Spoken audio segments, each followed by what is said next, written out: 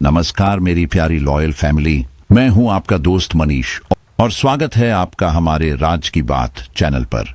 आज की कहानी आपके दिल की धड़कनें तेज कर देगी। एक ऐसी सच्ची घटना जिसमें विज्ञान भी चुप हो गया और आत्माएं फिर से जिंदा हो उठी। 300 साल पुराना श्मशान, एक यक्षिणी जो कभी पूरी तरह मुक्त नहीं हुई और एक टीम जिसने सच जानने के लिए अपनी जान दांव पर लगा दी। लेकिन जब कैमरे ने सब कुछ रिकॉर्ड किया तो वह सिर्फ सबूत नहीं, एक श्राप बन गया। क्या होगा जब कोई उस कैमरे की फुटेज देखेगा? क्या यक्षिणी सच में खत्म हुई या वह अब भी हमारे बीच है? जानिए इस डरावनी और रहस्यमयी कहानी में 300 साल पुरानी यक्षिणी का बदला। आसमान पर अमावस का काला अंधेरा फैल चुका था। हवा गाढ़ी और भारी थी, जैसे हर सांस के साथ कोई अदृश्य धूल गले में उतर रही हो। 300 साल पहले की वह रात थी जब जंगल के बीच पुराने श्मशान में बस राख की गंध और सन्नाटे की आवाज थी। लेकिन उस सन्नाटे के बीच कोई और मौजूद था। श्मशान की मिट्टी पर एक तांत्रिक बैठा था, भैरवनाथ। उसके चेहरे पर राख पुती थी, बाल उलझे हुए और आंखों में लाल लपटें जल रही थीं।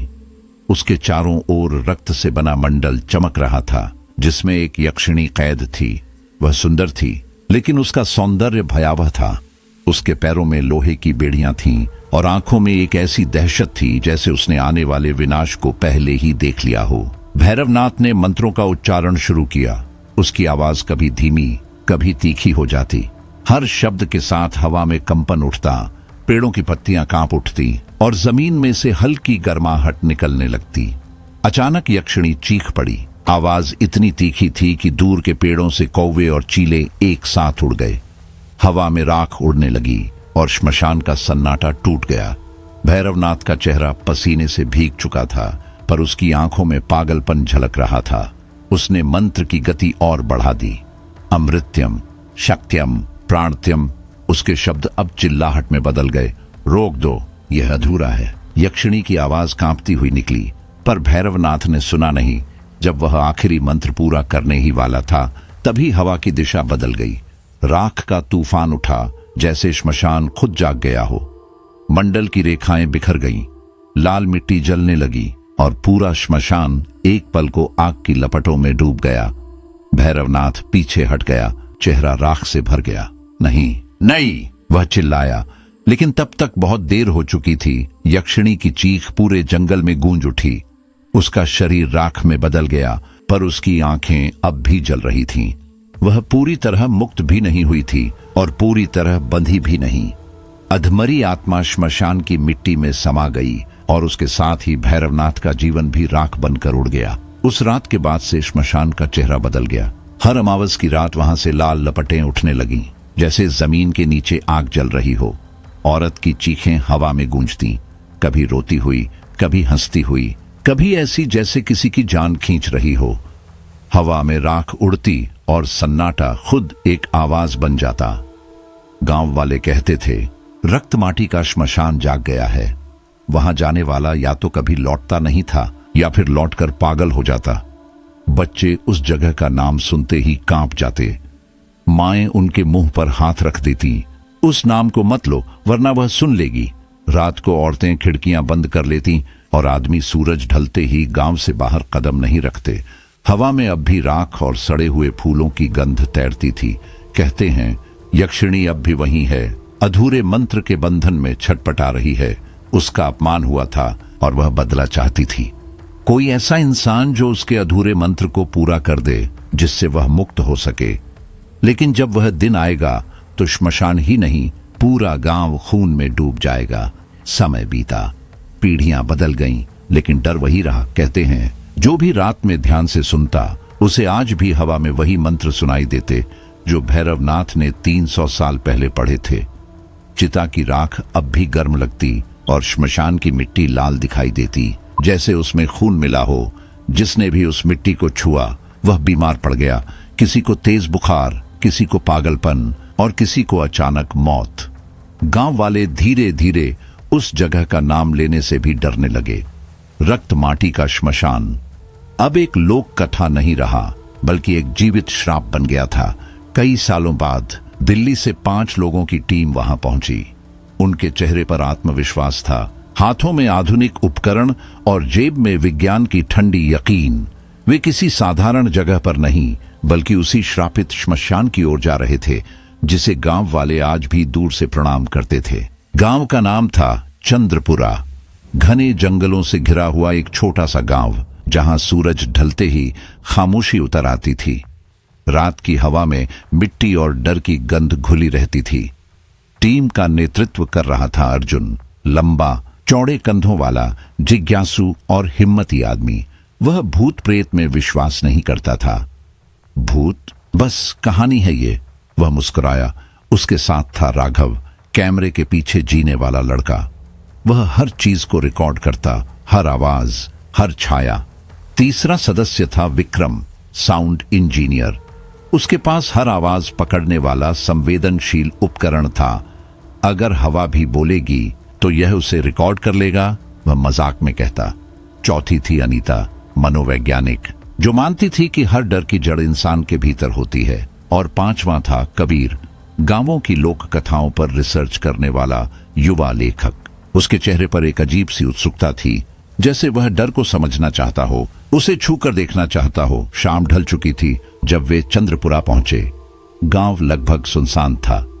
बच्चे घरों में बंद, औरतें दरवाजे की ओट से झांकती।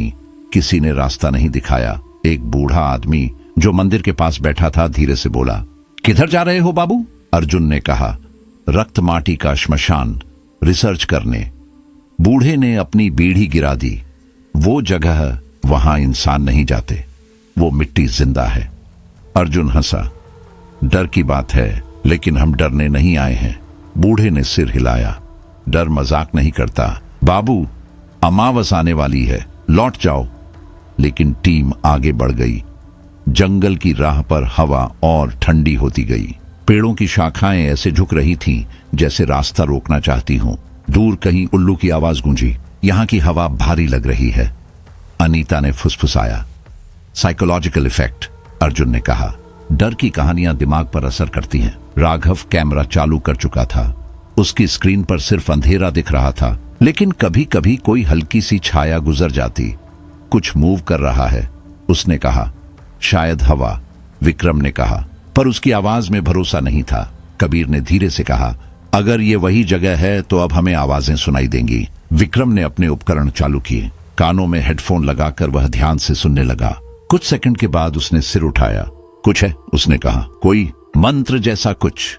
अर्जुन ने टॉर्च की रोशनी मिट्टी पर डाली। लाल रंग झलक रहा था। ये क्या है? अनीता ने पूछा। जमीन में कुछ मिला है। अर्जुन ने झुककर देखा। राख के नीचे पुराने मंडल की रेखाएं दिख रही थीं। रक्त माटी, कबीर फुसफुसाया।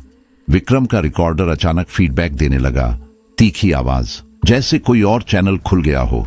फिर एक आवाज आई, धीमी, टूटी हुई, औरत की, रोक दो। अनीता ने घबराकर पीछे हटना चाहा। तुमने सुना? अर्जुन ने कुछ नहीं कहा। उसकी टॉर्च कांप रही थी। राख हवा में उड़ने लगी। किसी ने धीरे से हंसी की आवाज सुनी, लंबी, टूटी हुई हंसी। यह रिकॉर्डिंग नहीं, विक्रम बड़बड़ाया, ये लाइव है। पेड़ों के बीच कुछ चमका, जैसे किसी के पैरों में पायल हिली हो। अर्जुन ने रोशनी उस ओर फेंकी। एक औरत की परछाई खड़ी थी, सफेद साड़ी में, बाल खुले, आंखें लाल, चेहरा राख से सना हुआ। यह कोई इंसान है? राघव ने कैमरा उठाया, पर लेंस पर धुंध जम गई। औरत मुस्कुराई। फिर हवा ने एक झटका दिया और वह गायब हो गई। रिकॉर्डर अब बस एक ही आवाज दोहरा रहा था, अधूरा मंत्र, पूरा करो। टीम के चेहरों पर पसीना था। अनीता रो पड़ी। हमें यहां से जाना होगा। अर्जुन, नहीं, अर्जुन ने कहा, हमें सच्चाई पता करनी है। लेकिन तभी मिट्टी कांपने लगी। लाल राख उनके पैरों के नीचे से उठी और हवा में घुल गई। पेड़ों की शाखाएं टूटने लगीं और कहीं से वही आवाज गूंजी, भैरवनाथ की, अमृत्यम, शक्त्यम। विक्रम के कानों से खून निकलने लगा। राघव ने कैमरा गिरा दिया। अनीता ने चिल्लाकर कहा, यह उसे जगा रहा है। अर्जुन ने देखा, मिट्टी में से वही मंडल चमकने लगा था। उसके भीतर एक आकृति धीरे धीरे उठ रही थी, यक्षिणी। वह पूरी तरह जाग चुकी थी। उसकी आंखों में वही पुरानी लाल ज्वाला थी। चेहरा शांत लेकिन घातक। तुम इंसान? उसने कहा, मेरे अपमान के उत्तराधिकारी। हवा में राख के साथ खून की गंध भर गई। अर्जुन के कदम पीछे हट गए। हम गलती से आए हैं, यक्षिणी मुस्कुराई। भूलें कभी क्षमा नहीं होती। अचानक सब कुछ अंधेरा हो गया। सुबह जब गांव वाले पहुंचे तो जंगल में पांचों के उपकरण बिखरे पड़े थे। कैमरा, रिकॉर्डर, नोटबुक और एक जला हुआ जूता। श्मशान की मिट्टी फिर लाल थी, जैसे किसी ने ताजा खून बहाया हो। उस दिन से चंद्रपुरा फिर कभी शांत नहीं हुआ। रात में जब हवा चलती है तो दूर कहीं वही आवाज सुनाई देती है, अधूरा मंत्र पूरा करो। कहते हैं रक्त माटी का श्मशान अब किसी और आत्मा का इंतजार नहीं कर रहा, वह जाग चुका है। तन्वी अपने बैग से पुराना नोटबुक निकाल रही थी जब गांव की हवा में कुछ अजीब बदल गया। वह इतिहास शोध करता थी, पुरानी पांडुलिपियों और ग्रंथों की बारीकियों को पढ़ने की विशेषज्ञ। उसके साथ थी सोनाली, एक मनोवैज्ञानिक जो हर अलौकिक चीज को इंसान के दिमाग की चाल समझती थी। पांचों का यही विश्वास उन्हें इस भयावह जगह तक खींच लाया था। वे सोचते थे अगर वे इस श्मशान की सच्चाई कैमरे में कैद कर लेंगे तो दुनिया को साबित कर देंगे कि श्राप, आत्मा और प्रेत सिर्फ लोक कथाओं की गूंज है। गांव में उनके आने की खबर जंगल की आग की तरह फैल गई थी। बच्चे अपने घरों की खिड़कियों से झांकते रहे, औरतें अपने सिर ढककर भीतर चली गईं। मर्द दूर से उन्हें तिरछी नजरों से देखते, मानो ये पांच लोग अपने साथ मौत को लेकर चल रहे हों। गांव के बीचों बीच एक बूढ़ा साधु बैठा था, गजानन बाबा। उसके बाल सफेद, लंबे और बिखरे हुए थे। चेहरा झुर्रियों से भरा, पर आंखों में ऐसी चमक थी जो बुझी नहीं थी। जब टीम उसके सामने पहुंची तो हवा जैसे ठहर गई। बाबा ने कांपती आवाज में कहा, तुम लोग आंख से खेलने आए हो, यहां से लौटना आसान नहीं। अर्जुन, जो हमेशा तर्क में जीता था, मुस्कुराया। बाबा, हम सिर्फ रिसर्च करने आए हैं, कैमरे और मशीनें सच दिखा देंगी, डरने की कोई बात नहीं। बाबा ने लंबी सांस ली। जिसे तुम सच कहते हो वो तुम्हारी मशीनों में कैद नहीं होगा। यह जगह साधारण नहीं, श्रापित है। रक्त माटी में कदम रखते ही मौत तुम्हारे साथ चलेगी। याद रखना, यहां जो है वह तुम्हारी समझ से परे है। टीम ने उसकी बातों को अंधविश्वास मानकर अनसुना कर दिया। गांव वाले आपस में फुसफुसाने लगे, ये पांचों मौत से खेलने आए हैं, देखना कितने दिन टिकते हैं। गांव के किनारे उन्होंने अपना डेरा डाला, टेंट लगाए, कैमरे और नाइट विजन सेट किए, ड्रोन उड़ाने की योजना बनाई और साउंड रिकॉर्डर चालू किए। सब कुछ व्यवस्थित था, लेकिन हवा में बेचैनी घुल चुकी थी। शाम ढल रही थी जब तन्वी को गांव के पुराने मंदिर के खंडहरों में कुछ मिला। एक पांडुलिपि, उसका कागज पीला और फटा हुआ था, लेकिन अक्षर अब भी स्पष्ट थे, जैसे किसी ने उन्हें आग में तपाकर सुरक्षित रखा हो। ये देखो, तन्वी ने सबको बुलाया। उसने सावधानी से पन्ना खोला और पढ़ना शुरू किया।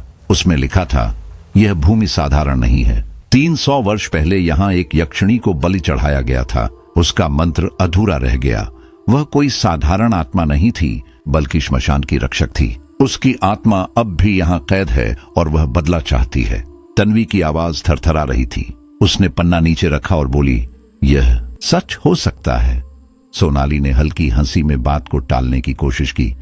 तन्वी, यह सिर्फ लोक कथा है। गांव वाले अपने डर से कहानियां गढ़ते हैं। तुम तो जानती हो, यह सब मनोवैज्ञानिक प्रभाव है। लेकिन तन्वी के चेहरे पर डर था। उसकी आंखों में कुछ ऐसा था जैसे वह सिर्फ कहानी नहीं, बल्कि उस इतिहास की धड़कन सुन रही हो। अर्जुन ने गहरी सांस ली। कल अमावस है, यही सही वक्त है सच्चाई रिकॉर्ड करने का।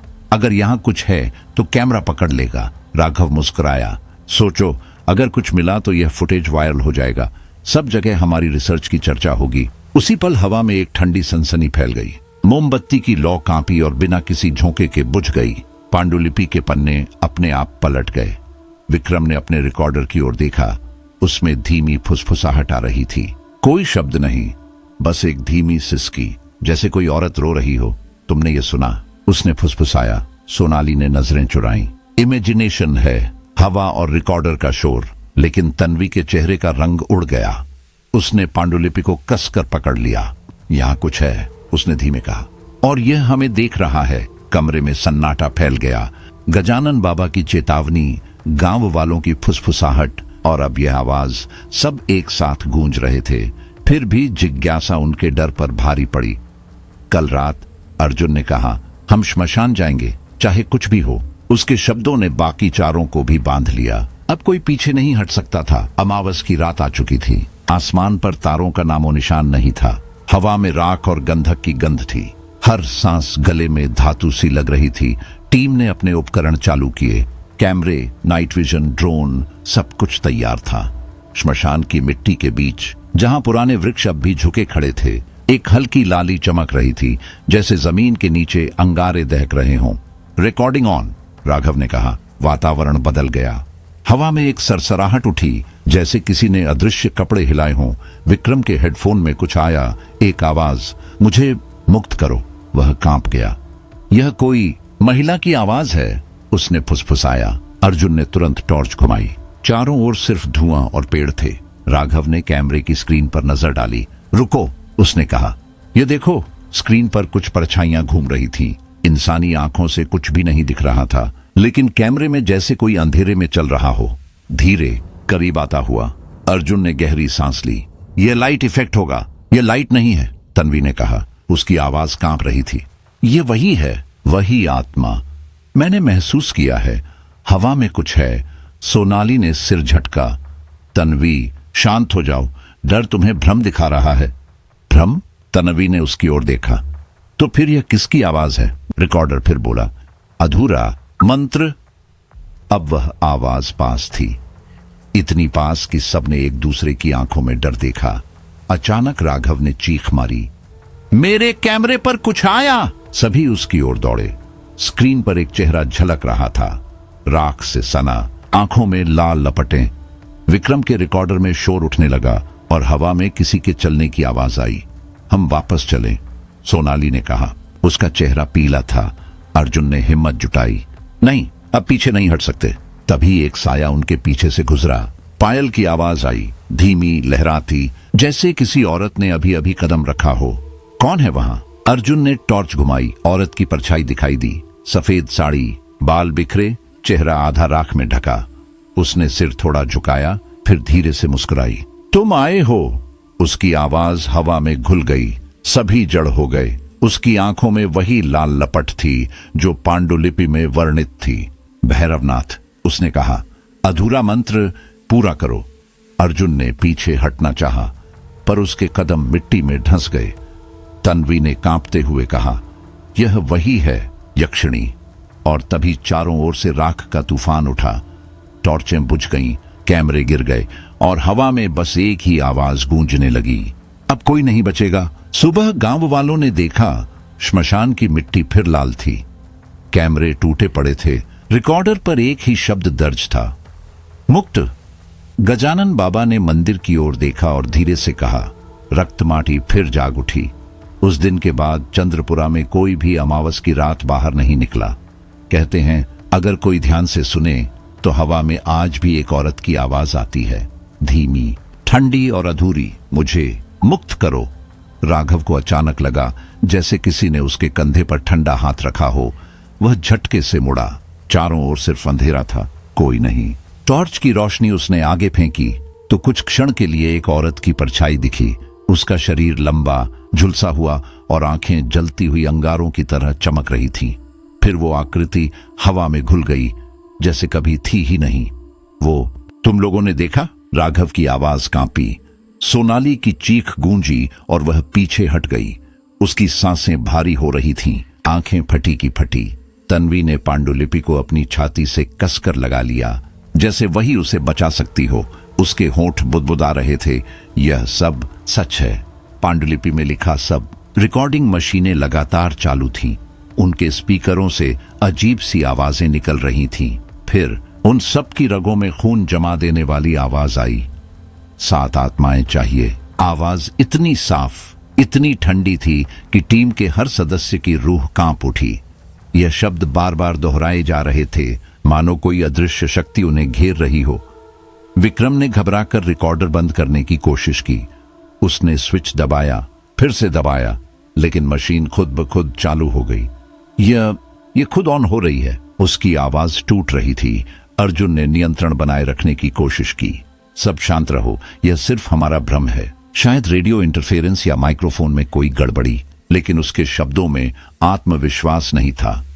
उसकी आवाज में भी वही डर झलक रहा था जिसे वह छिपाना चाह रहा था। सोनाली अचानक धीमे धीमे हंसने लगी, लेकिन उसकी हंसी इंसानी नहीं लग रही थी। खुरदरी, टूटी और अजीब लय में चल रही। तुम सुन रहे हो ना? उसने फुसफुसाया। वो हमें गिन रही है। क्या बकवास कर रही हो? अर्जुन ने चिल्लाया, लेकिन सोनाली बस मुस्कुराती रही। उसकी आंखें अब किसी और की लग रही थीं। रात खींचती जा रही थी। अंधेरा अब भारी हो चुका था। पेड़ों की डालें अपने आप झुकने लगीं, जैसे किसी अदृश्य बोझ से दब गई हों। तन्वी ने देखा कि जमीन से धुंध उठ रही है। राख के बीच हल्की हल्की लपटें चमक रही थीं। हवा में गंधक और खून जैसी महक फैल गई। यह मिट्टी जिंदा है, उसने फुसफुसाया। राघव ने अपने कैमरे की स्क्रीन पर नजर डाली। परछाइयां अब खुद चल रही थीं, कभी करीब आती, कभी गायब हो जाती, जैसे किसी अनदेखे तालमेल से नाच रही हों। विक्रम ने अपने रिकॉर्डर को कान के पास लाकर कहा, यह तकनीक नहीं समझा सकती। यह कोई ऊर्जा है, कोई आत्मा है जो हमारे चारों ओर है। अर्जुन ने गुस्से में कहा, बस, कोई आत्मा वात्मा नहीं, हम डर को खुद सच बना रहे हैं। धैर्य रखो। लेकिन तभी उनकी टॉर्चों की रोशनी पुरानी कब्रों पर पड़ी। मिट्टी अपने आप हिल रही थी, हल्की पर निश्चित। वो हिल रही है, तन्वी ने कांपती आवाज में कहा। सबने देखा, जमीन जैसे सांस ले रही हो। हर सांस के साथ राख ऊपर उठती, फिर बैठ जाती। रिकॉर्डिंग मशीनें फिर गूंज उठीं। 7 आत्माएं चाहिए, बार बार, हर दिशा से। विक्रम का चेहरा पीला पड़ गया। यह हमारे चारों ओर है। तन्वी अब डर के मारे कांप रही थी। उसने महसूस किया कि यह शक्ति सिर्फ श्मशान में नहीं, बल्कि उनके भीतर तक उतर गई थी। उनकी सांसें अब किसी और की निगरानी में थीं। सोनाली बुदबुदाई, हमें यहां से, पर उसका वाक्य अधूरा रह गया, जैसे किसी ने उसके शब्द निगल लिए हों। अर्जुन ने कठोर आवाज में कहा, सब एकजुट रहो, यह सिर्फ मानसिक दबाव है।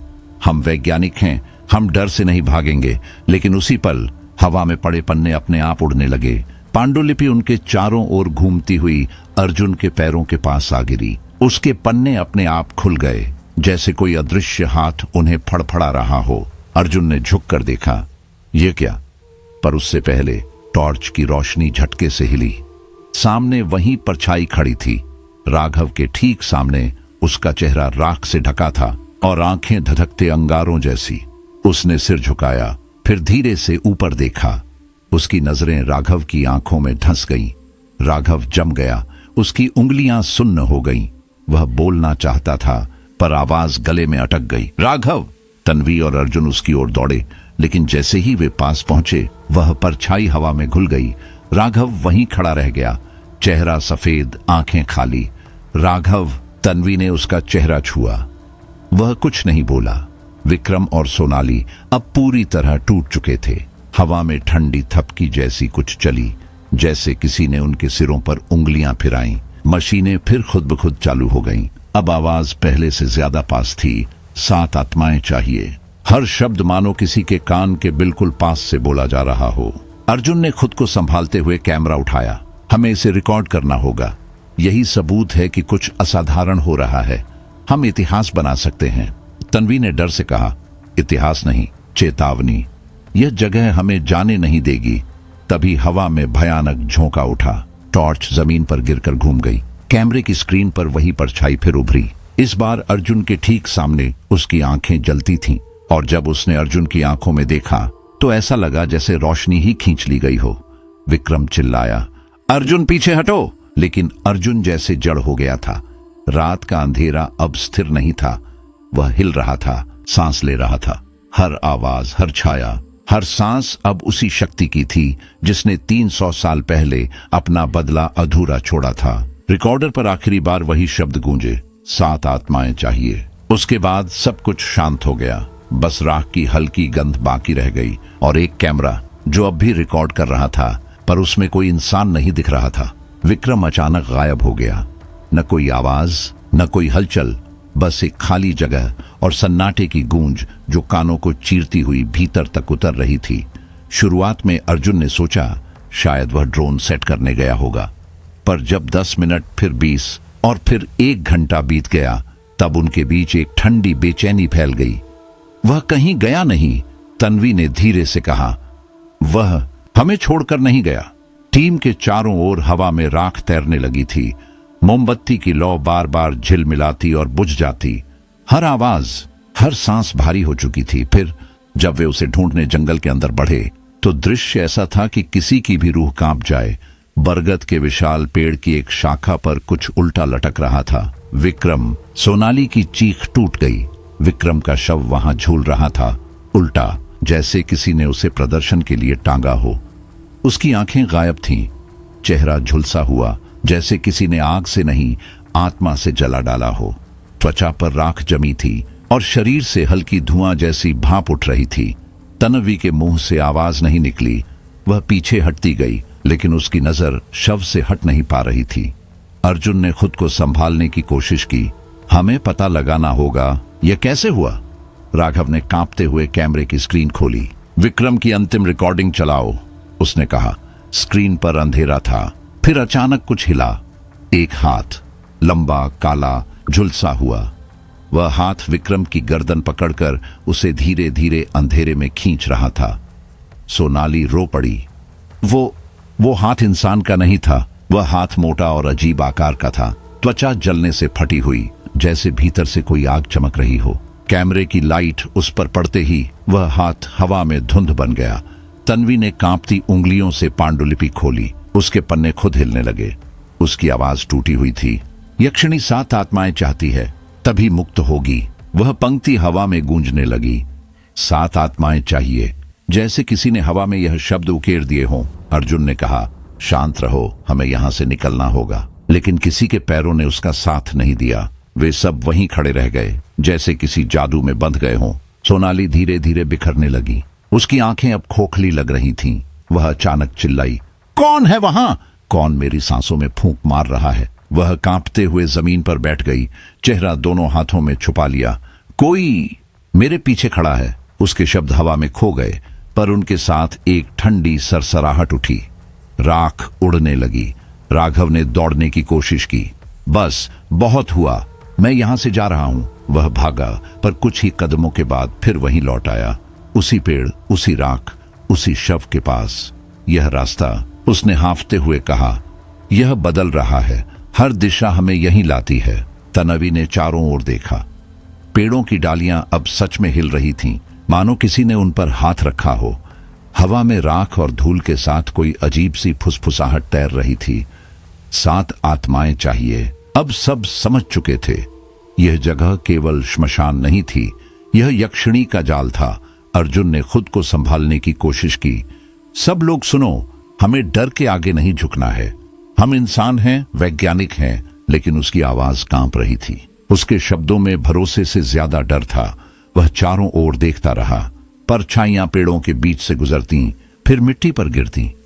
कभी किसी का चेहरा झलकता, कभी सिर्फ आंखें। तन्वी ने महसूस किया कि यहां रात और दिन का कोई फर्क नहीं है। अंधेरा उनकी सांसों में बस चुका था। राघव ने फिर कैमरा उठाया। स्क्रीन पर देखा, वही हाथ फिर दिखाई दिया जो विक्रम को खींच कर ले गया था। इस बार वह कैमरे की ओर बढ़ रहा था। यह हमें देख रही है। तन्वी की आवाज लगभग टूट गई। सोनाली ने कांपते हुए कहा, वो अब हमारे भीतर है, हमारे दिमाग में। उसने सिर पकड़ लिया और धीरे धीरे जमीन पर गिर पड़ी। उसकी आंखें खुली थीं, पर उनमें कुछ बचा नहीं था। सोनाली। अर्जुन उसके पास झुका। वह हिल नहीं रही थी, बस ठंडी सांसें। राख अब घूम रही थी। पेड़ों के बीच से आवाजें आने लगीं, जैसे कई गले एक साथ बोल रहे हों। 7 आत्माएं चाहिए। अर्जुन ने चारों ओर देखा। उनकी टीम बिखर चुकी थी। राघव हताश था, कैमरा पकड़े कांप रहा था। तन्वी के हाथों में पांडुलिपि थी, जो अपने आप खुल और बंद हो रही थी। हर पन्ने पर वही वाक्य उभरता, 7 आत्माएं चाहिए। अर्जुन ने धीरे से कहा, विक्रम पहला था। राघव ने उसकी ओर देखा। तो अगला कौन? तन्वी ने पांडुलिपि पर उंगलियां रखीं। वो तय करेगी। तभी हवा में हल्की चीख उठी, इतनी तीखी कि कान सुन्न हो गए। श्मशान की राख हवा में घूमने लगी। टॉर्चों की रोशनी बुझ गई और हर दिशा से एक ही वाक्य गूंजा, 7 आत्माएं चाहिए। टीम अब जान चुकी थी, विक्रम का शव चेतावनी था। अब यक्षिणी जाग चुकी थी और उनका बचना असंभव था। हर सांस, हर कदम, हर धड़कन अब उसके खेल का हिस्सा बन चुकी थी। और इस अमावस की रात में वह खेल किसी एक के बचने से खत्म नहीं होने वाला था। अमावस की रात ने जैसे पूरे श्मशान को अपनी काली चादर में निगल लिया। हवा अचानक भारी हो गई, इतनी कि सांस लेना भी मुश्किल था। हर सांस में राख और धुएं का स्वाद था, जैसे फेफड़ों में कोई पुराना जलता हुआ भस्म घुस गया हो। जमीन के नीचे से चरमराहट उठी, हड्डियां बाहर आने लगीं। टूटी, जमी हुई और आधी सड़ी हुई हड्डियां धीरे धीरे मिट्टी चीरकर ऊपर उभर रही थीं। राख के बीच झूलती उन हड्डियों के बीच अब हवा नहीं चल रही थी, कुछ और था, कुछ जीवित। टीम के चारों ने एक दूसरे को देखा। किसी की हिम्मत नहीं हुई आंखें बंद करने की, क्योंकि उन्हें यकीन था जैसे ही आंखें बंद होंगी कुछ उनके बहुत करीब खड़ा मिलेगा। राख की लपटें हवा में घूमती, चेहरों को झुलसा देती। हर सांस में एक अजीब मीठी बदबू थी, जलती मांस की। राघव की नजर अचानक ठहर गई। उसके ठीक सामने कोई खड़ा था, विक्रम। उसकी आवाज फटी हुई निकली। बरगद वाले पेड़ के नीचे धुएं में लिपटा हुआ विक्रम खड़ा था, चेहरा राख में ढका, आंखों में वही डर जो उसने मौत से पहले देखा था। वह धीरे धीरे उसकी ओर बढ़ रहा था, होंठ खुले जैसे कुछ कहना चाहता हो। राघव चीखा, विक्रम! वह दौड़ पड़ा, उसे पकड़ने के लिए हाथ बढ़ाया, पर जैसे ही उसकी उंगलियां छुई विक्रम का पूरा शरीर राख बनकर बिखर गया। वो राख हवा में घूमी, कुछ पल राघव के चेहरे से टकराई, फिर अदृश्य हो गई। राघव वहीं घुटनों पर गिर गया। उसकी चीखें हवा में गुम हो गईं, जैसे श्मशान खुद उन्हें निगल गया हो। सोनाली अचानक चिल्लाई, वो हमें ले जाएगी, वो हमें ले जाएगी। उसकी आवाज टूट रही थी। वह सिर पकड़कर झूमने लगी। उसके बाल बिखर गए, आंखों से पागलपन टपक रहा था। तन्वी उसके पास पहुंची, लेकिन सोनाली ने उसे धक्का मार दिया। मत छू मुझे, वो तुझ में आ जाएगी। तन्वी पीछे हट गई। उसकी सांसें तेज थीं और पांडुलिपि उसके हाथों में कांप रही थी। अर्जुन ने तुरंत पांडुलिपि खोली। हमें कुछ करना होगा। पन्ने खुद ब खुद पलटने लगे, जैसे किसी ने जानबूझकर उन्हें दिखाना चाहा हो।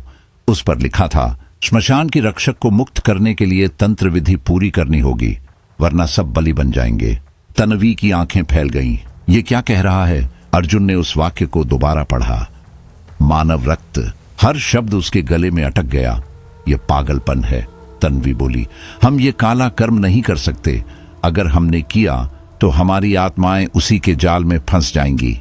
अर्जुन ने ठंडी आवाज में कहा, और अगर नहीं किया तो हम वैसे भी मरेंगे, वह हमें जिंदा निगल जाएगी। ये श्राप हमारे चारों ओर है। हवा में राख का झोंका उठा और उनके बीच की बहस एक भयंकर सन्नाटे में दब गई। फिर उसी राख के बीच से एक चेहरा उभरा, आधा जला हुआ, त्वचा झुलसी हुई और आंखें आग की तरह लाल। वह मुस्कुरा रही थी, वह जीवित थी। यक्षिणी पहली बार पूरी तरह सामने थी।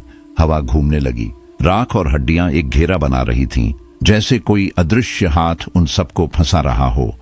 पेड़ों की डालियां झुकने लगीं और धरती से एक कंपन उठा जो पैरों तक चढ़ गया।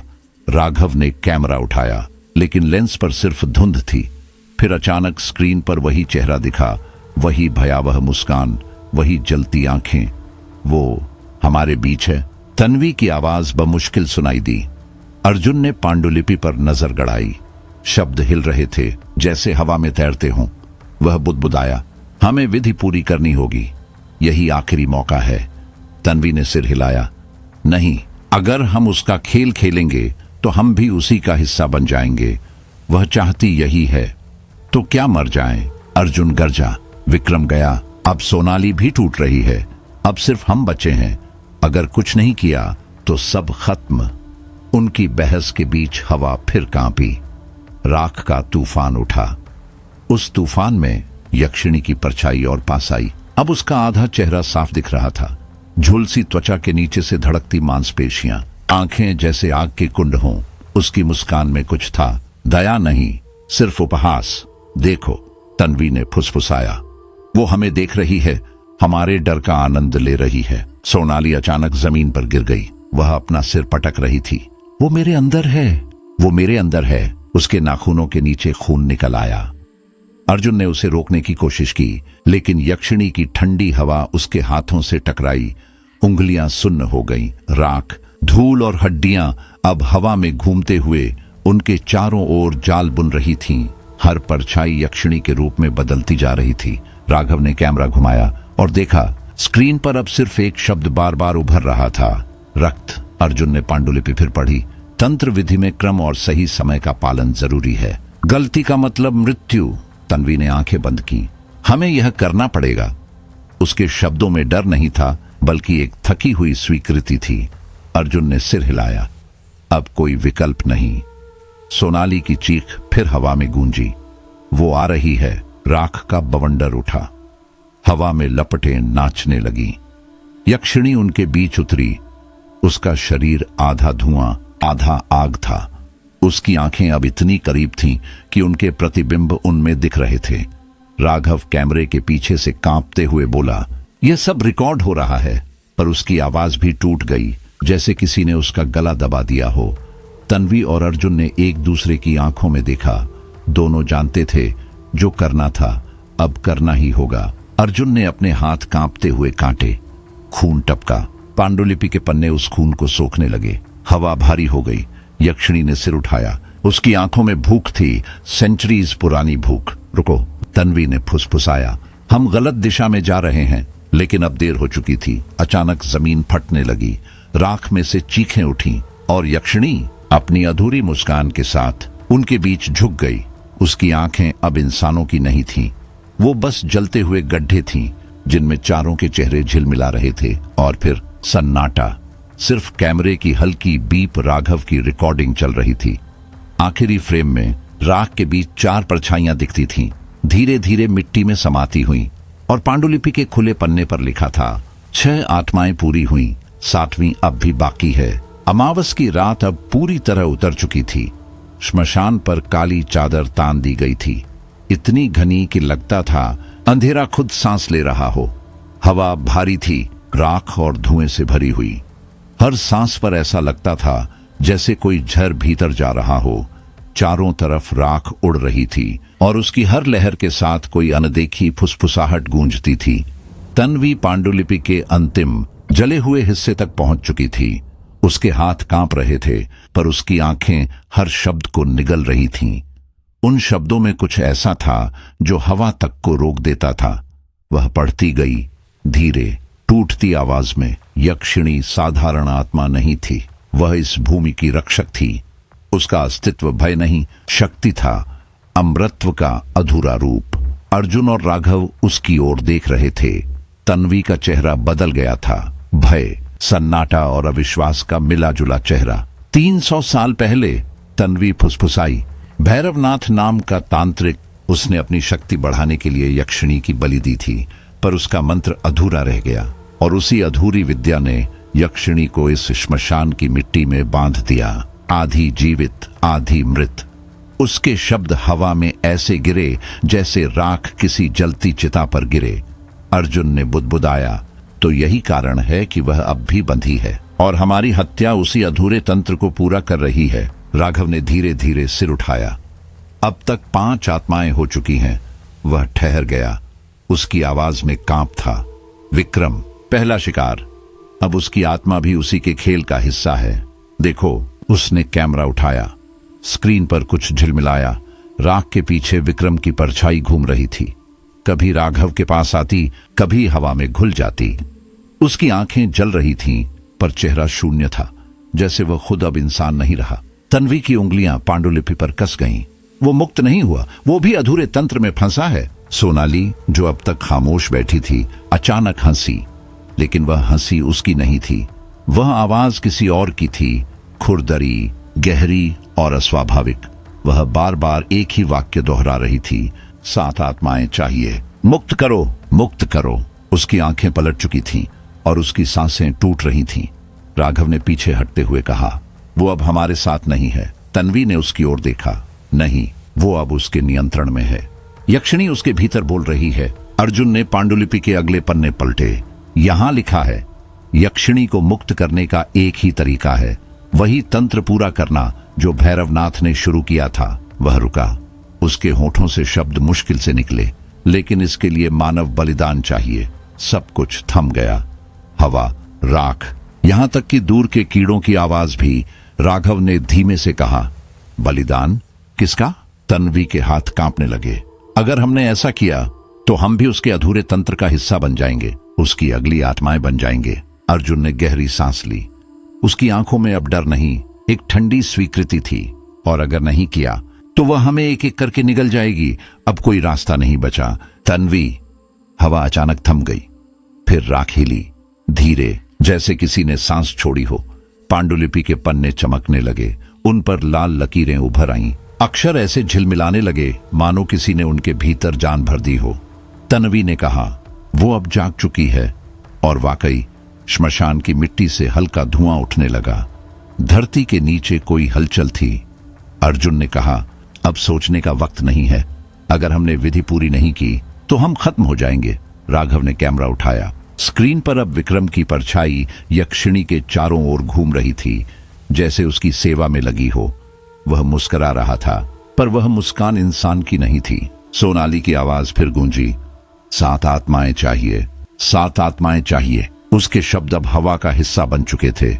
हर दिशा से वही आवाज लौटती। तन्वी ने कांपते हुए कहा, वो अब हमारे मन में है, हमारे विचारों में। अर्जुन ने चारों ओर देखा। हवा में राख के साथ कोई आकृति घूम रही थी, धीरे धीरे, जैसे इंतजार कर रही हो।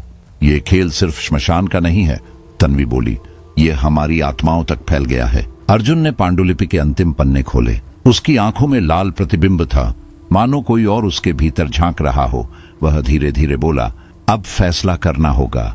या तो हम अधूरी तंत्र विधि पूरी करेंगे और शायद जीवित बच जाएंगे, या यूं ही एक एक करके खत्म हो जाएंगे। तन्वी की आंखों में आंसू थे, पर उसने सिर हिला दिया। अब डरने का वक्त नहीं। राख हवा में घूमी और रिकॉर्डिंग मशीनों ने वही शब्द पकड़े, 7 आत्माएं चाहिए। हवा गाढ़ी हो गई, जमीन से हल्का धुआं उठने लगा। अर्जुन ने पांडुलिपि को अपने हाथों में थामा।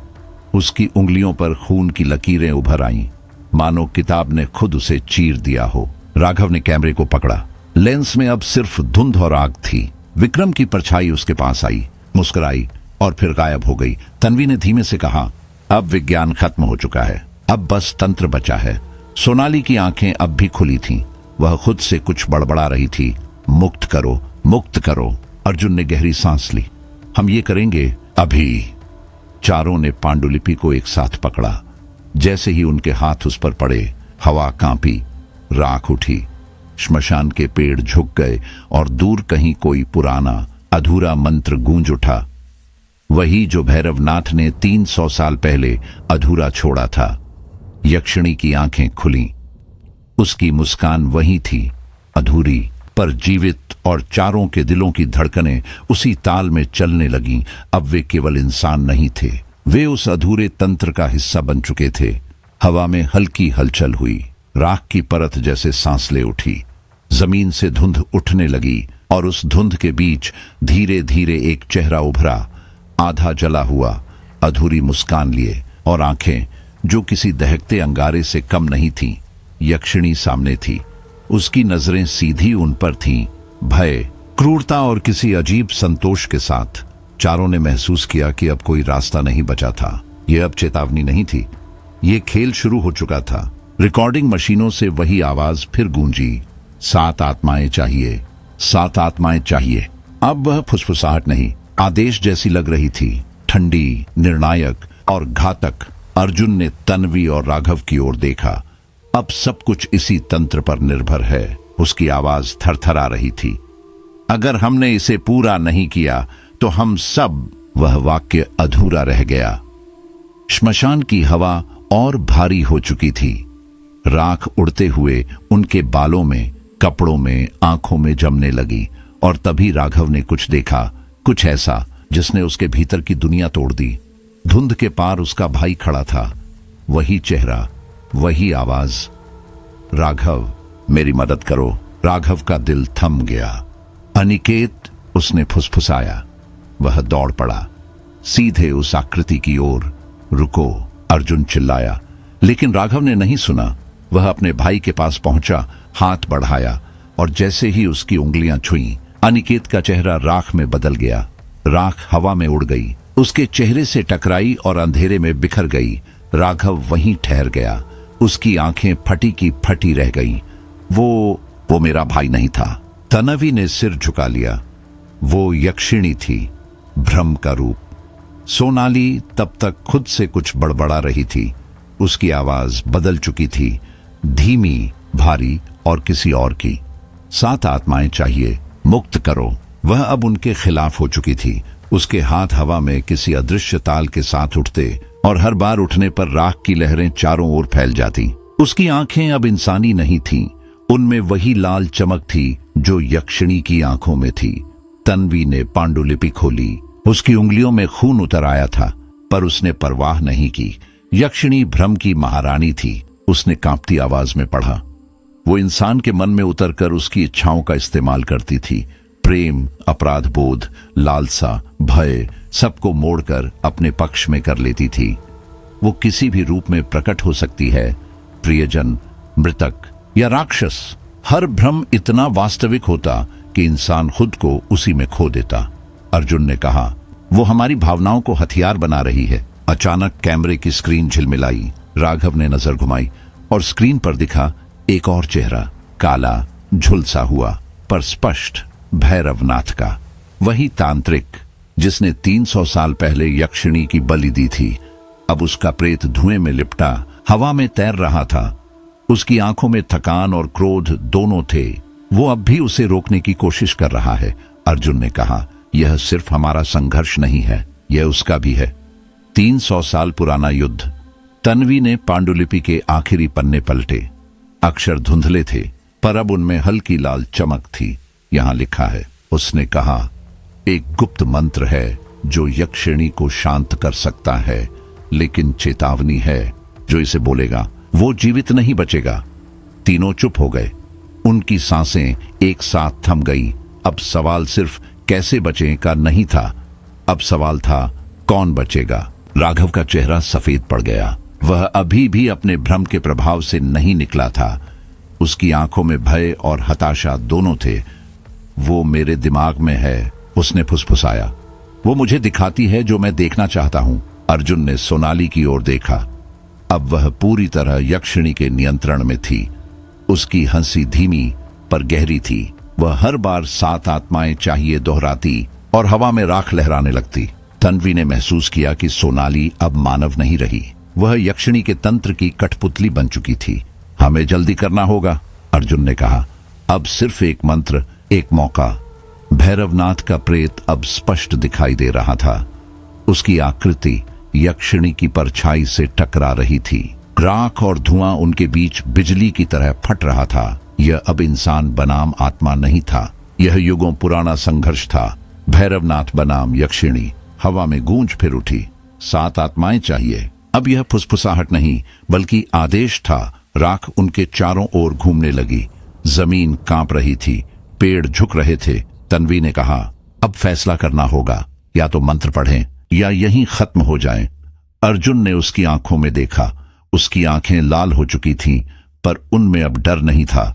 अगर मुझे मरना है तो कुछ बचाकर मरना होगा। राघव ने कैमरा उठाया। उसकी स्क्रीन पर विक्रम की परछाई फिर दिखाई दी, अब स्थायी, अब यक्षिणी का हिस्सा। वह धीरे धीरे बोला, यह सब रिकॉर्ड हो रहा है ताकि कोई जाने हम क्या बने। तन्वी ने पांडुलिपि को थामा। उसके पन्ने अब खुद ब खुद हिल रहे थे। चारों ओर फुसफुसाहट तेज हो रही थी।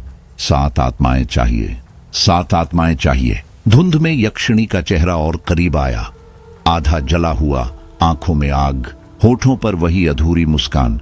अर्जुन ने आंखें बंद की। अब पीछे लौटना नहीं है। उसने मंत्र की पहली पंक्ति पढ़ी। आवाज भारी हो गई। हवा ने चीख मारी। राख घूमने लगी और भैरवनाथ का प्रेत हवा में चमक उठा। यक्षिणी चिल्लाई, एक ऐसी चीख जिससे धरती तक कांप उठी। राघव की स्क्रीन पर आखिरी बार कुछ दिखा। एक लहराती आकृति, राख में डूबती, आग में समाती। फिर कैमरा गिर गया। सन्नाटा, सिर्फ हवा की धीमी सरसराहट और राख की गंध बाकी रह गई। और उसी राख में पांडुलिपि का एक पन्ना धीरे से खुला। 6 आत्माएं पूर्ण हुई। 7वीं प्रतीक्षा में है। हर दृश्य, हर आवाज अब उनके जीवन और मृत्यु का फैसला कर रही थी। श्मशान की हवा भारी होकर कांप रही थी और चारों ओर फैलती राख किसी अज्ञात लय में घूमने लगी थी, मानो खुद हवा मंत्र जप रही हो। तन्वी ने पांडुलिपि को थामा। उसकी उंगलियां खून में सनी थीं, लेकिन उसने छोड़ने से इनकार कर दिया। उसने देखा कि उनका अस्तित्व अब केवल साहस, बलिदान और अधूरी तंत्र विधि पर निर्भर है। अगर यह अधूरा मंत्र पूरा नहीं हुआ तो वे सब यक्षिणी की मिट्टी में समा जाएंगे। अर्जुन ने गहरी सांस ली। उसका चेहरा राख से ढका था, पर आंखों में जिद की लौ थी। उसने पांडुलिपि खोली और धीरे धीरे मंत्र पढ़ना शुरू किया। शब्द हवा में घुलते ही जमीन से हल्की कंपन उठी। राख के बवंडर में कहीं दूर एक चीख गूंजी। यक्षिणी की शक्ति एक पल के लिए कांपी। उसकी आग जैसी आंखों में एक झटके भर की झिझक आई, जैसे किसी ने उसकी नींद तोड़ी हो। लेकिन अगले ही क्षण वह फिर मुस्कुराई। उसकी मुस्कान आधी जली, आधी जीवित थी। वह आगे बढ़ी। राख उसके चारों ओर घूमती रही। सोनाली, जो अब पूरी तरह उसके वश में थी, अपने बालों को मुट्ठी में जकड़े चीख रही थी, 7 आत्माएं चाहिए, मुक्त करो, मुक्त करो। उसकी आवाज अब इंसानी नहीं थी। वह फटी हुई पर गूंजती हुई थी, मानो उसके भीतर से कोई और बोल रहा हो। अचानक हवा थम गई। राख रुक गई। पेड़ों की सरसराहट गायब हो गई। श्मशान में सन्नाटा फैल गया, इतना गहरा कि खुद दिल की धड़कनें भी सुनाई देने लगीं। यक्षिणी की मुस्कान कुछ पल को ढीली पड़ी, लेकिन उसकी आंखों की ज्वाला अब भी जल रही थी। चारों ने महसूस किया, अब केवल एक ही रास्ता बचा था। मंत्र पूरा करने वाला ही अंतिम बलिदान देगा। बाकी की मुक्ति उसी के प्राणों की कीमत पर होगी। अर्जुन ने नजरें तन्वी पर टिका दी। अगर मैं खत्म भी हो जाऊं, उसने कहा, तो यह समाप्त होना चाहिए। तन्वी ने सिर हिलाया। तुम नहीं, हम सब इस तंत्र के हिस्से हैं, लेकिन अगर कोई एक नहीं झुका तो यह जगह हमें निगल जाएगी। राख में बिजली सी चमक फूटी। हवा ने जैसे चीख मारी। अर्जुन के होठों से मंत्र की अंतिम पंक्ति निकली, एयुम तत्सत्यम महायक्षिणी मुक्ति स्वाहा। शब्द पूरा हुआ और उसी क्षण यक्षिणी की आंखें चौड़ी हो गईं। एक झटके के साथ हवा में तेज धमाका हुआ। राख ने चिता की तरफ भभक कर आग पकड़ी। यक्षिणी का चेहरा धीरे धीरे मिटने लगा। पहले उसकी आंखें बुझीं, फिर मुस्कान राख में बदल गई, लेकिन जाते जाते उसकी आवाज हवा में गूंजी, 7 आत्माएं चाहिए। वह चेतावनी नहीं थी, वह भविष्यवाणी थी। श्मशान की मिट्टी लाल पड़ने लगी। जमीन से खून रिस रहा था, गाढ़ा, गर्म और धुएं की गंध से भरा। चारों ओर बिखरी हड्डियां कांपने लगीं, उठी और हवा में उड़ने लगीं। कंकाल टकरा रहे थे, टूट रहे थे, और हर टूटन पर एक भयानक गूंज उठती। राख अब किसी जीवित चीज की तरह हिल रही थी, जैसे वह खुद सांस ले रही हो। राघव ने टॉर्च उठाई और उसी पल उसने देखा, धुंध में उसकी मां खड़ी थी। वही चेहरा, वही मुस्कान, वही आंखें जो बचपन में उसे सहलाती थीं। राघव, उसकी आवाज कोमल थी, आओ, मेरे पास आओ। राघव के कदम अपने आप बढ़े। उसकी आंखें भर आईं। मां, लेकिन जैसे ही वह करीब पहुंचा, उस चेहरे की मुस्कान मुड़ी, धीरे धीरे, भयानक रूप में। आंखें फिर से जल उठीं, वही अधूरी मुस्कान, यक्षिणी की। राघव पीछे हट गया, लेकिन उसके कदम फिसल गए। नहीं, यह झूठ है। उसकी आवाज टूट गई। सोनाली अब बीच में खड़ी थी। उसकी आंखें पूरी तरह लाल थीं। उसकी आवाज गहरी और यक्षिणी जैसी थी, 7 आत्माएं चाहिए, मुक्त करो। वह हवा में अपने हाथ उठाए हुए थी। उसकी उंगलियों से राख की लपटें निकल रही थीं। अर्जुन और तन्वी ने एक साथ महसूस किया कि अब सोनाली मानव नहीं रही, वह यक्षिणी का माध्यम बन चुकी थी। तन्वी ने दौड़कर उसे रोकने की कोशिश की, लेकिन अचानक किसी अदृश्य शक्ति ने उसे दीवार से दे मारा। उसका सिर जोर से टकराया। वह गिर गई, पर उसकी आंखें खुली रहीं। अर्जुन, मत रुकना, उसने कहा। अर्जुन ने कांपते हाथों से पांडुलिपि उठाई और फिर से मंत्र शुरू किया। अब उसकी आवाज भारी थी, हर शब्द जैसे हवा को फाड़ रहा था। हर अक्षर पर राख में बिजली चमकती। यक्षिणी के भ्रम अब और उग्र हो गए थे। कभी अर्जुन के सामने उसका पिता खड़ा होता, कभी उसकी मृत बहन। हर बार उसका मन डगमगाता। अर्जुन, मेरे पास आओ, तुम्हारी गलती नहीं थी। अर्जुन ने आंखें बंद कर लीं। यह सब भ्रम है।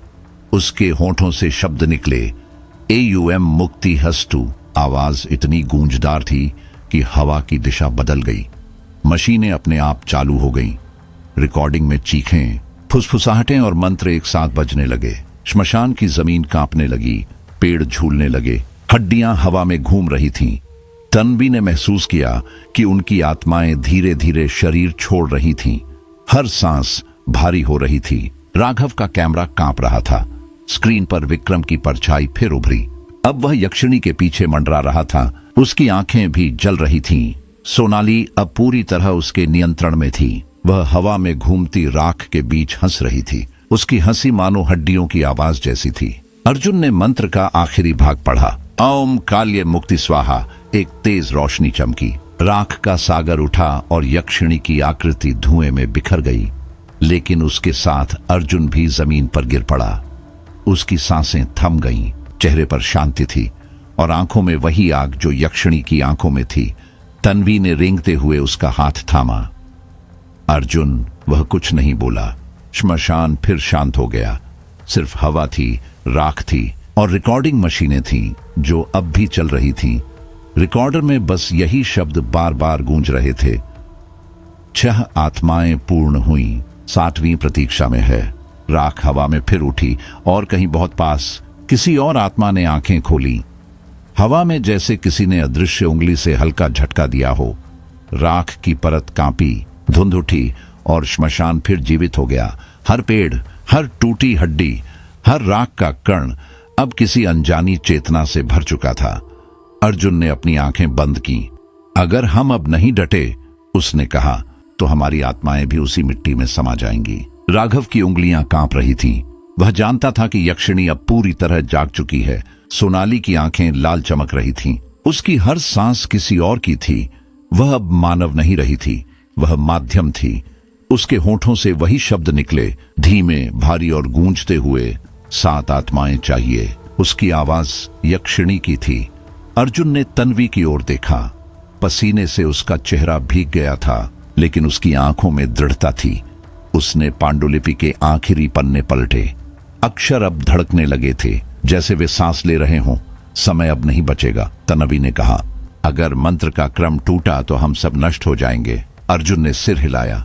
तो इसे पूरा करते हैं। उन्होंने यज्ञ मंडल बनाना शुरू किया। लाल मिट्टी और राख के बीच, जहां हड्डियों की झिलमिलाती सफेदी अब किसी जीवित चीज की तरह कांप रही थी।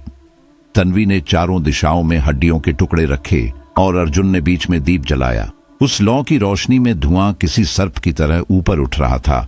यक्षिणी की उपस्थिति हवा में गाढ़ी होती जा रही थी। राख उड़कर उनकी त्वचा पर चिपक रही थी। हर सांस में एक स्वाद था, लोहे और राख का। अचानक सोनाली ने चीख मारी। उसकी आवाज इतनी तीखी थी कि दीपक की लौ बुझ गई। वह जमीन पर झुकी और फिर सीधी खड़ी हुई। अब वह वही नहीं थी। उसकी आंखों में लाल अंगारे नाच रहे थे। उसके होंठ हिले। तुम विधि नहीं कर पाओगे, वो मेरी हैं, सब मेरी आत्माएं। अर्जुन ने मंत्र का उच्चारण शुरू किया। शब्द जैसे हवा को चीरते हुए निकले।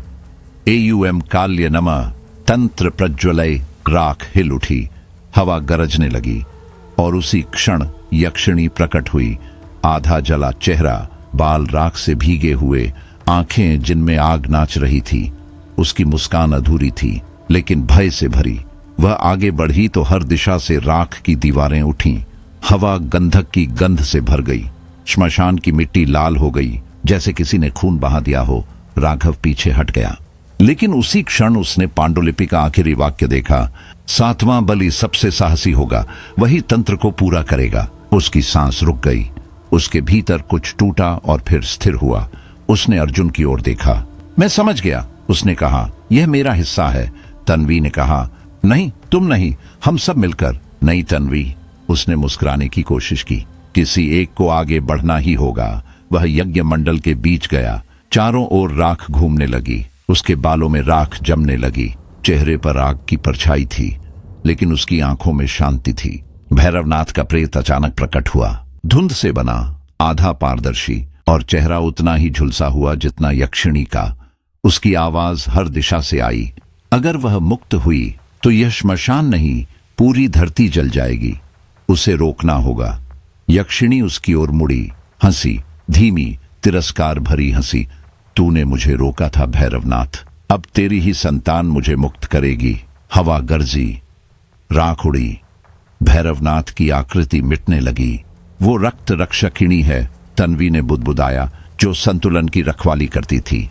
लेकिन तेरा अधूरा तंत्र उसे राक्षसी बना गया। अर्जुन ने फिर मंत्र दोहराया, एयुम काल्य मुक्ति स्वाहा।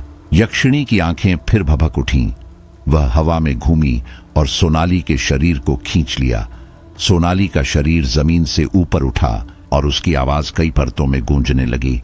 तुम उसे नहीं रोक सकते, वो अधूरी है, वो अमर है। अर्जुन की आंखें बंद थीं। मंत्र अधूरा नहीं रहेगा। उसकी आवाज स्थिर थी। राघव ने अपनी हथेली दीवार पर मारी और अपनी उंगलियों से खून निकालकर यज्ञ मंडल में डाला। खून की बूंदें मिट्टी में गिरते ही धुआं उठा, लाल चमकता हुआ। यक्षिणी ने चीख मारी। उसकी चीख इतनी तीखी थी कि राख भभक उठी और जमीन कांप गई। उसके चेहरे का जला हुआ हिस्सा और फैल गया, जैसे उसकी त्वचा आग में गल रही हो। तन्वी और अर्जुन मंत्र पढ़ते रहे। हर शब्द के साथ हवा थरथराने लगी। राघव ने हाथ जोड़कर कहा, अब यह मेरा समय है। उसने अपनी आंखें बंद की और मंत्र की अंतिम पंक्ति पूरी की। एयोम मृत्युंजय मुक्ति स्वाहा। यज्ञ मंडल से आग की लपट उठी। यक्षिणी ने क्रोध से चीख मारी। उसकी अधूरी मुस्कान फट गई। उसकी आंखें बुझने लगीं। वह राख बन गई, धीरे धीरे, टुकड़ा टुकड़ा। लेकिन हवा में उसकी आखिरी फुसफुसाहट गूंजी। 7 आत्माएं चाहिए। राख गिर गई। श्मशान शांत हो गया। सिर्फ आग की लकीरें मिट्टी में चमक रही थीं। अर्जुन और तन्वी ने चारों ओर देखा। सन्नाटा था। सोनाली जमीन पर पड़ी थी, निर्जीव। राघव मंडल के बीच शांत बैठा था, आंखें बंद, चेहरा राख से ढका, पर होंठों पर हल्की मुस्कान थी। भैरवनाथ की आवाज फिर आई, कहीं बहुत दूर से, तुमने तंत्र को पूरा किया, पर कीमत चुकाई। अर्जुन ने देखा कि राख की एक पतली रेखा हवा में उठी और गायब हो गई। श्मशान फिर अंधेरे में डूब गया। मशीनें अपने आप चालू हुईं। रिकॉर्डिंग में बस एक ही आवाज थी, 6 आत्माएं पूर्ण हुई, 7वीं प्रतीक्षा में है। और फिर सन्नाटा। सिर्फ राख उड़ती रही हवा में, धीरे धीरे, जैसे किसी ने फिर से आंखें खोल दी हों। हवा अचानक शांत हो गई। राख धीरे धीरे नीचे गिरने लगी, जैसे किसी ने ऊपर से उसकी सांस खींच ली हो। धुएं की परतें हट रही थीं और श्मशान एक पल को ठहरा सा लगा। पर उस ठहराव में भी एक डर था, एक अजीब अदृश्य उपस्थिति जो अब भी वहीं थी। अर्जुन और तन्वी एक दूसरे की ओर देख रहे थे। उनके कपड़े राख से भर चुके थे, चेहरों पर कालिख, आंखों में थकान और भीतर किसी ऐसी चीज का एहसास जो समझ से परे थी। यक्षिणी गायब थी, लेकिन उसकी आधी जली हुई शक्ल, अंगारों जैसी आंखें और वह अधूरी मुस्कान अब भी उनके दिमाग में जिंदा थीं। हर बार पलक झपकते ही दिख जाती। राघव का बलिदान तंत्र विधि को पूरा कर चुका था। वह यज्ञ मंडल के बीच स्थिर बैठा था, अब शांत, निश्चल, और फिर भी ऐसा लग रहा था जैसे उसकी आंखें कहीं दूर देख रही हों। उसने जो किया वह न सिर्फ एक राक्षसी आत्मा को शांत करने का काम था, बल्कि खुद को भी हमेशा के लिए उस शक्ति का हिस्सा बना गया था। अर्जुन धीरे से बोला, वो चली गई। तन्वी ने सिर हिलाया, या शायद वो यहीं कहीं है। श्मशान पर एक पल को शांति छा गई, पर वह शांति अजीब थी, जैसे किसी मौत के बाद की खामोशी जिसमें हवा तक हिचकिचाती हो। और फिर जमीन हिली, मिट्टी लाल पड़ने लगी। पहले जैसे किसी ने हल्का रंग छिड़का हो, फिर जैसे किसी ने जमीन के नीचे से खून निकालना शुरू कर दिया हो। हवा में गंधक की गंध फैल गई। राख फिर से उड़ने लगी। आसमान लाल हो गया। धुएं और राख के बीच से चीखें उठीं, कई आवाजें एक साथ, मानो सैकड़ों आत्माएं किसी कैद से छूट रही हों। अर्जुन और तन्वी ने देखा, हड्डियां खुद ब खुद उठने लगी, हवा में झूलती, टकराती, टूटती। राख ने मानो खुद को जिंदा कर लिया हो। और तभी वह फिर प्रकट हुई, यक्षिणी अपने असली रूप में। पहली बार, बिना किसी भ्रम के। उसका शरीर विशाल था, राख से लिपटा हुआ, और उसकी आंखें अब पूरी तरह जल रही थीं। हर सांस के साथ हवा में आग की लपटें उठती। उसके कदमों के नीचे जमीन सुलगती जाती। उसके चेहरे पर सिर्फ क्रोध नहीं था, वह 300 साल की अपमान की जली हुई स्मृति थी। हर अंग उसकी पीड़ा बयान कर रहा था। वह अब आत्मा नहीं थी, वह एक जीवित प्रकोप थी। भैरवनाथ का प्रेत अचानक प्रकट हुआ। वही धुंधला चेहरा, वही राख का शरीर। वह चिल्लाया, नहीं, तुझे मुक्त नहीं होना चाहिए, तेरी मुक्ति विनाश है। लेकिन यक्षिणी ने सिर्फ एक झटका दिया, धुएं का एक विस्फोट उठा और भैरवनाथ का प्रेत चीरकर राख बन गया। धुआं हवा में फैल गया और उसकी जगह सन्नाटा रह गया। अर्जुन और तन्वी ने एक दूसरे को देखा। मंत्र का अंतिम चरण, तन्वी ने बुदबुदाया। वे फिर से शब्दों को दोहराने लगे, पर अब उनकी आवाज कांप रही थी। यज्ञ मंडल टूट चुका था, खून से बनी रेखाएं मिट चुकी थीं। हर बार जब वे बोलने की कोशिश करते, कोई अदृश्य हाथ उनके होंठ जकड़ लेता। यक्षिणी अब उनके चारों ओर घूम रही थी, धीरे, गर्व से, जैसे अपनी जीत का आनंद ले रही हो। उसकी आंखें अंगारों की तरह चमक रही थीं। वह हंसी, धीमी पर इतनी भारी कि हवा तक कांप उठी। अब कोई मुझे नहीं रोक सकता, तुम्हारी दुनिया अब मेरी है। उसकी आवाज हवा में घुल गई। श्मशान की राख उसके शब्दों के साथ उड़ने लगी। उस हंसी में ऐसी गूंज थी कि पेड़ झुक गए, मिट्टी कांप उठी। तन्वी और अर्जुन अब बस देख सकते थे। राघव का बलिदान, सोनाली का अंत, भैरवनाथ की राख, सब कुछ उस प्रचंड रूप के सामने छोटा लग रहा था। उनके द्वारा किया गया सब कुछ अधूरा रह गया था। कैमरों में सब रिकॉर्ड हो रहा था, हर लपट, हर चीख, हर परछाई। और फिर स्क्रीन अचानक काली हो गई।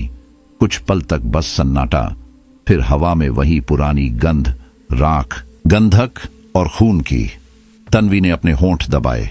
क्या वो चली गई? अर्जुन ने जवाब नहीं दिया। उसकी आंखें अब भी उसी दिशा में टिकी थीं, जहां अभी कुछ क्षण पहले आग का तूफान उठा था। उसे महसूस हुआ वो गई नहीं है, वो बस देख रही है। और फिर किसी अंधेरी हंसी की परछाई उस सन्नाटे में गूंजी, धीरे, गहराई से। श्मशान शांत था, लेकिन पेड़ों की परछाइयां हिल रही थीं। राख बार बार उठ रही थी, फिर गिर रही थी। हर गिरते कण में एक हल्की फुसफुसाहट थी। 7 आत्माएं चाहिए। कहानी वहीं रुक गई। किसी को नहीं पता कि यक्षिणी पूरी तरह मुक्त हुई या नहीं, लेकिन उसके चेहरे की अधूरी मुस्कान, उसकी जलती आंखें और वह आवाज अब अर्जुन और तन्वी के भीतर बस चुकी थी। उन्होंने समझ लिया था, यह तंत्र विधि नहीं थी, यह परीक्षा थी, साहस, बलिदान और नियंत्रण की परीक्षा। पर इंसान ने फिर वही गलती की। उसने सोचा कि वह शक्ति को काबू कर सकता है। कुछ दिनों बाद पुलिस ने वह कैमरा बरामद किया। फुटेज लीक हुई, लोगों ने उसे देखा बार बार, और हर देखने वाले को कुछ अजीब महसूस हुआ। पहले तो सिर्फ ठंडक, फिर एक हल्की फुसफुसाहट, और फिर किसी का चेहरा आधा जला हुआ, अंगारों जैसी आंखें लिए स्क्रीन पर कुछ क्षणों के लिए उभर आता। जो भी उस फुटेज को पूरी तरह देखता, उसकी रातें चैन से नहीं गुजरती। वो हवा में उस हंसी को सुनने लगता, वो महसूस करने लगता कि कोई उसे देख रहा है। श्मशान का श्राप अब सीमाओं से बाहर निकल चुका था। रक्त माटी की यक्षिणी अब सिर्फ एक आत्मा नहीं थी, वह शक्ति थी जो डर से जन्मी, अधूरी विद्या से पोषित और बलिदान से मुक्त हुई। उसका प्रकोप अब केवल उस श्मशान तक सीमित नहीं रहा। वो उन आंखों में बस चुकी थी जो उसकी झलक देख चुकी थीं, उन सपनों में जो उसकी आवाज सुन चुके थे। और अगली अमावस की रात जब हवा फिर से भारी हुई और राख हवा में उठी, तो किसी ने कसम खाई। उसे किसी ने उस जंगल के किनारे देखा था, आधी जली हुई, हंसती हुई और धीरे से कहती हुई, 7वीं आत्मा अब भी बाकी है। हवा अचानक भारी होकर रुक गई। राख के कण धीरे धीरे नीचे गिरने लगे, जैसे किसी ने समय को रोक दिया हो। पर उस खामोशी में भी वही फुसफुसाहट गूंजती रही, धीमी, ठंडी और भीतर तक उतर जाने वाली। 7 आत्माएं चाहिए। हर बार वह आवाज तन्वी और अर्जुन के भीतर कंपी पैदा करती। उनकी सांसें थम जाती, दिल की धड़कनें अनियंत्रित हो जाती। अर्जुन ने चारों ओर देखा। श्मशान अब पहले जैसा नहीं था। हवा में गंधक की गंध, राख में झिलमिलाती लाल चमक और जमीन में धड़कन जैसी हल्की कंपन, सब कुछ जीवित लगता था। तन्वी ने पांडुलिपि को अपनी छाती से कसकर लगाया। अब ये सिर्फ उसका खेल नहीं है, उसने कहा, ये हमारी मानसिक परीक्षा है, हमारे साहस और आत्मा की। लेकिन इससे पहले कि अर्जुन कुछ कह पाता, सोनाली ने एक अजीब हरकत की। वह सीधी खड़ी हुई, आंखें ऊपर उठी और उसके होंठों से वही शब्द निकले, 7 आत्माएं चाहिए, मुक्त करो। उसकी आवाज अब सोनाली की नहीं थी, वह यक्षिणी की थी, गहरी, करारी और किसी अंधेरे कुएं से आती हुई। उसकी आंखों में आग झिलमिला रही थी, होंठों पर वही अधूरी मुस्कान थी। अर्जुन ने चीख कर कहा, सोनाली रुक जाओ। वह दौड़ा, पर जैसे किसी अदृश्य दीवार से टकरा गया। उसका शरीर पीछे जा गिरा। सोनाली के हाथ हवा में उठे। वह हवा में झूल रही थी, पैर जमीन से कई फीट ऊपर। उसकी देह कांप रही थी और चारों ओर राख घूमने लगी। कुछ ही क्षणों में उसका शरीर स्थिर हो गया और उसकी आंखों की रोशनी बुझने लगी। अर्जुन और तन्वी ने देखा, सोनाली की आत्मा धीरे धीरे धुएं में बदलने लगी और फिर सीधी यक्षिणी के भीतर समा गई। वह पल सबसे भयावह था। हवा चीख उठी, श्मशान का हर कण जल उठा, आसमान लाल हो गया, मिट्टी में कंपन उठी और यक्षिणी की आकृति अब और बड़ी और अधिक भयानक हो चुकी थी। उसका चेहरा अब पूरी तरह जला हुआ था, त्वचा पिघलकर हड्डियों में बदल चुकी थी। उसकी आंखें अब सिर्फ अंगारे नहीं थीं, वे चलती आग थीं। उसके बाल राख की तरह उड़ रहे थे और उसकी आवाज अब आदेश जैसी थी, तुमने मुझे जगाया, अब तुम्हारा संसार मेरा होगा। उसके शब्दों से हवा हिल गई, श्मशान की सीमाएं टूटने लगीं, लाल रोशनी चारों ओर फैल गई और राख हवा में घूमते हुए उनके शरीरों से चिपकने लगी। तन्वी ने चीख कर कहा, अर्जुन मंत्र पढ़ो, लेकिन अर्जुन की आवाज उसके गले में अटक गई। यक्षिणी की आंखें सीधे उसकी आत्मा में उतर चुकी थीं। वह हंसी, भयानक, भारी और इतनी गूंजदार कि हड्डियों तक थरथराने लगीं। पेड़ों की शाखाएं टूटने लगीं, हड्डियां जमीन से ऊपर उठीं और राख का तूफान छा गया। अब यक्षिणी श्मशान की रक्षक नहीं थी, वह पृथ्वी की विनाशिनी बन चुकी थी। अर्जुन और तन्वी उसकी उपस्थिति महसूस कर सकते थे। वह उनके चारों ओर थी, हवा में, उनके खून में, उनके विचारों में। हर सांस में उसका डर समा गया था। कैमरों ने सब रिकॉर्ड कर लिया। लाल रोशनी में झुलसती यक्षिणी, आधा जला चेहरा, राख से सना शरीर, आंखों में ज्वाला, हर फ्रेम में दर्ज हो गया। उसकी अधूरी मुस्कान अब किसी प्रतीक की तरह कैमरे में बंद हो गई, लेकिन कैमरा झिलमिलाया और कुछ सेकंड बाद स्क्रीन काली हो गई। श्मशान में फिर से सन्नाटा फैल गया, बस हवा में राख और एक धीमी फुसफुसाहट बची। 7 आत्माएं चाहिए। अर्जुन और तन्वी वहीं बैठ गए। उनकी आंखें खाली थीं, पर उनके भीतर कुछ अब भी जीवित था, डर और एक अजीब जिम्मेदारी का एहसास। उन्हें महसूस हुआ कि यह अब खत्म नहीं हुआ। श्मशान की सीमाएं अब सिर्फ एक प्रतीक थीं। यक्षिणी अब उन दीवारों से बाहर जा चुकी थी। वह हवा में थी, आवाज में थी और सबसे डरावना, अब हर इंसान के भीतर थी। कुछ हफ्ते बाद चंद्रपुरा गांव की रातें बदल गईं। लोगों ने पहले अजीब सपने देखे, राख उड़ती हुई, हवा में जलती आंखें और एक अधूरी मुस्कान। फिर वे सपने हकीकत बनने लगे। कभी किसी के घर की दीवार पर लाल अक्षरों में लिखा होता, मुक्त करो। कभी कोई औरत आधी रात अपने ही साय से चीख कर भागती।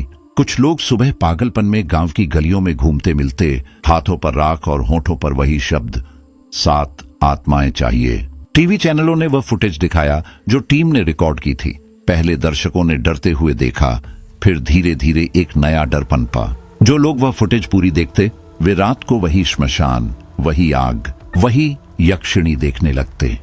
उनके सपनों में राख उड़ती और वही अधूरी मुस्कान उनके बिस्तर के पास झुकती दिखाई देती। पुलिस ने उसे रक्त माटी फुटेज कहा, कुछ ने इसे धोखा कहा, कुछ ने श्राप, पर एक बात सबने मानी, जो इसे देखता उसके आसपास अजीब घटनाएं शुरू हो जाती।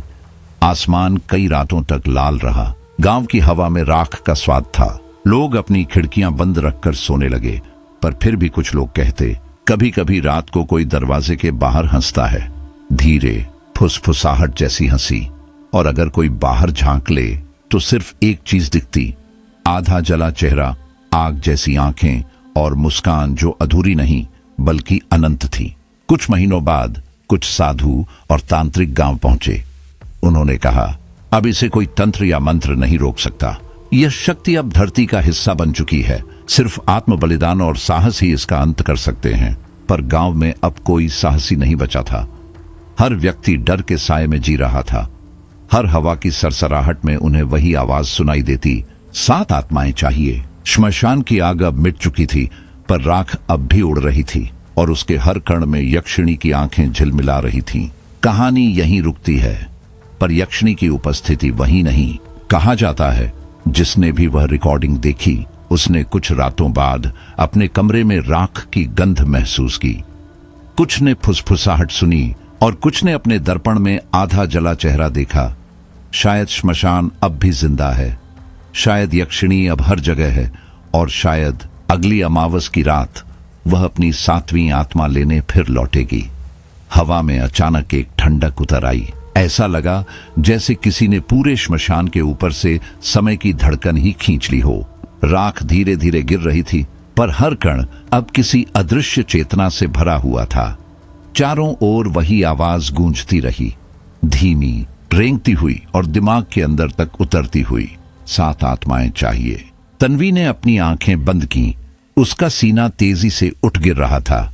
अब यह सिर्फ तंत्र नहीं रहा अर्जुन, उसने बुदबुदाया। यह हमारे मन पर, हमारी आत्मा पर, हम पर कब्जा कर चुका है। अर्जुन ने कैमरे की ओर देखा। वह अपने आप रिकॉर्डिंग कर रहा था। हर लेंस के भीतर राख की परछाई तैर रही थी और कभी कभी उनमें यक्षिणी का चेहरा उभर आता, आधा जला हुआ, आंखें अंगारों जैसी, मुस्कान अधूरी। वह देख रही है हमें, अर्जुन ने कहा, हमारे भीतर तक। तन्वी ने कांपती उंगलियों से पांडुलिपि को खोला। हर पन्ना अब भारी लग रहा था, जैसे किसी ने उसके नीचे किसी की आत्मा दबा रखी हो। क्या अगर यह सब एक जाल हो? उसने फुसफुसाया। अर्जुन ने उसकी ओर देखा, उलझन में। क्या मतलब? भैरवनाथ, तन्वी ने धीरे से कहा, अगर यह पांडुलिपि उसी ने लिखी थी, अगर उसने यह सब इसलिए किया कि हम ही यक्षिणी को मुक्त करें। उसकी आवाज कांप रही थी। हर मंत्र, हर निर्देश, शायद यह तंत्र नहीं, एक फंदा है। अर्जुन के दिल में सर्द लहर दौड़ गई। कुछ पल के लिए उसे सचमुच लगा कि कोई उसके पीछे खड़ा है, और फिर उसने सुना, मुझे कोई नहीं रोक सकता। वही आवाज जो हवा में नहीं, उसके कान के बिल्कुल पास फुसफुसाई थी। उसने झट से मुड़कर देखा, कोई नहीं था, पर कुछ गंध आई, राख, जलते बालों और किसी के झुलसे मांस की। अर्जुन के होंठ सूख गए। वह अब मुझसे बात कर रही है, उसने बमुश्किल कहा। तन्वी ने उसके हाथ पकड़े। ध्यान मत दो, ये हमारे मन से खेल रही है। पर देर हो चुकी थी। हर दिशा से फुसफुसाहटें आने लगी, धीरे, गहराई से, जैसे जमीन के अंदर से। अब उन्हें एहसास हुआ, यह युद्ध अब केवल बाहरी नहीं था, यह उनके भीतर शुरू हो चुका था। उनके सपनों, उनकी सोच, उनके डर, सब पर यक्षिणी का अधिकार बढ़ने लगा था। गांव के ऊपर लाल आसमान झिलमिलाने लगा। लोगों ने बताया कि रात में हवा में किसी के कदमों की आवाज सुनाई देती है। कुछ घरों की दीवारों पर सुबह मुक्त करो शब्द खून से लिखे मिले। बच्चे बिना वजह चिल्लाने लगे, और जो भी रात को दर्पण में देखता, अपनी नहीं किसी और की आंखें देखता। टीवी चैनलों पर फुटेज वायरल हो चुकी थी। लोगों ने कहा कि जो इसे देखता उसके घर में अजीब घटनाएं शुरू हो जाती। सन्नाटे में फुसफुसाहटें, कमरे में राख का जमा होना, और कभी कभी आधा जला चेहरा स्क्रीन पर झलकना। एक साधु गांव में आया। उसने बस एक ही बात कही, अब मंत्र नहीं, अब सिर्फ बलिदान ही इस शक्ति को रोकेगा। तन्वी ने धीरे से कहा, तो इसका मतलब कोई एक जाएगा ताकि बाकी बच सकें। अर्जुन ने उसकी ओर देखा। उसकी आंखें अब भय से नहीं, निर्णय से भरी थीं। रात घनी हो गई। श्मशान के ऊपर काले बादल उतर आए। हवा में राख घूमने लगी, जैसे किसी चक्र में फंसी हो। धुआं गाढ़ा होकर आंखों में चुभने लगा। अर्जुन ने कैमरा उठाया। उसकी आवाज धीमी थी लेकिन साफ। अगर कोई यह देख रहा है, वह बोला, तो यहां मत आना। यह सिर्फ मृत्यु और अधूरी विद्या का खेल है। यहां से कोई जिंदा नहीं लौटता। पृष्ठभूमि में कैमरे ने जलता हुआ श्मशान कैद किया। लपटें आसमान तक उठ रही थीं। हर कुछ सेकंड में राख के बीच वही परछाई झलकती, आधा जला चेहरा, राख में लिपटा शरीर और आंखें जो सीधे लेंस में देख रही थीं। तन्वी उसके पास खड़ी हुई। उसकी आवाज कांप रही थी, पर शब्द स्थिर थे। अब सिर्फ मृत्यु और पुनर्जन्म का मंत्र ही उसे रोक सकता है। अर्जुन ने कहा, अगर मैं गया तो तुम नहीं जा रहे। तन्वी ने उसका हाथ पकड़ लिया। यह रास्ता नहीं है, कोई जीवित वापस नहीं आएगा। अर्जुन ने बस हल्की मुस्कान दी, शायद यही रास्ता है। तभी अचानक राख का बवंडर उठा। यक्षिणी प्रकट हुई, अब अपने पूरे रूप में। आधा जला चेहरा, आंखें दहकती हुईं और शरीर राख व आग से ढका हुआ। उसके कदमों के नीचे जमीन फट रही थी। उसकी आवाज गूंजी, अब तुम्हारे पास कोई विकल्प नहीं। श्मशान हिल गया, पेड़ झुक गए, हवा में धुएं के साथ सैकड़ों चीखें उठी, मानो हर आत्मा उसी के साथ जाग गई हो। तन्वी ने अर्जुन को धक्का दिया। भागो! नहीं, उसने कहा। उसने पांडुलिपि खोली और मंत्र बोलना शुरू किया। हर शब्द के साथ हवा और भारी होती गई। भैरवनाथ की प्रेत छाया प्रकट हुई। उसका चेहरा धुंधला, लेकिन आंखों में वही पीड़ा थी। मेरे बलिदान को व्यर्थ मत जाने देना, उसने कहा। यही रास्ता है। अर्जुन ने गहरी सांस ली। उसने तन्वी की ओर देखा। अगर मैं रुका तो तू बच जाएगी। अर्जुन, तन्वी की आंखों में आंसू थे। मत करो, पर वह मुस्कुराया, थका हुआ, शांत। अगर यह खेल हमारे डर से शुरू हुआ तो इसे हमारे साहस से खत्म होना चाहिए। उसने मंत्र की अंतिम पंक्तियां बोली। हवा में आग भभक उठी, राख घूमकर अग्नि की दीवार बन गई। यक्षिणी ने चीख मारी, इतनी तीखी कि जमीन फट गई। उसकी आंखों से धुआं निकला, चेहरा पिघलने लगा, पर उसकी आखिरी आवाज हवा में गूंजी, तुम मुझे रोक नहीं सकते। लपटें उठी, अर्जुन गायब हो गया। श्मशान फिर से शांत हो गया। तन्वी अकेली थी। आसमान अब भी लाल था।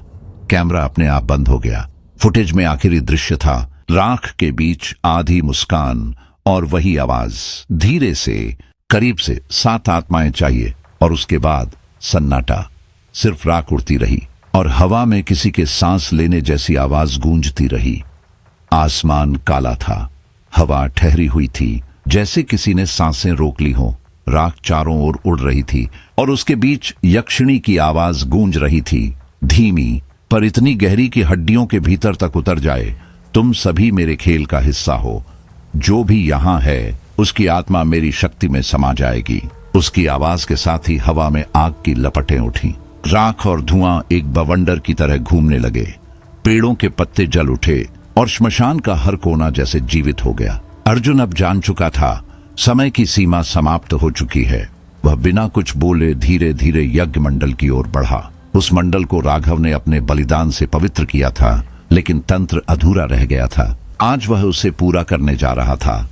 तन्वी उसके पीछे थी। उसकी आंखों में आंसू थे, डर और सम्मान दोनों से भरे हुए। वह समझ रही थी अर्जुन का यह कदम उसे बचा सकता है, पर वह खुद नहीं बचेगा। अर्जुन, उसकी आवाज कांप गई। कृपया मत करो। अर्जुन ने बस एक नजर उसकी ओर देखा, थकी हुई पर दृढ़। अगर मैं नहीं करूंगा, उसने कहा, तो वो सब खत्म कर देगी। अब बस यही रास्ता है। वह यज्ञ मंडल के केंद्र में पहुंचा। उसके चारों ओर राख का तूफान था। हवा में चीखें घुल रही थीं। यक्षिणी उसके ऊपर मंडरा रही थी। उसका आधा जला चेहरा, अंगारों जैसी आंखें, अधूरी मुस्कान और राख से सना शरीर, जैसे खुद मृत्यु का रूप।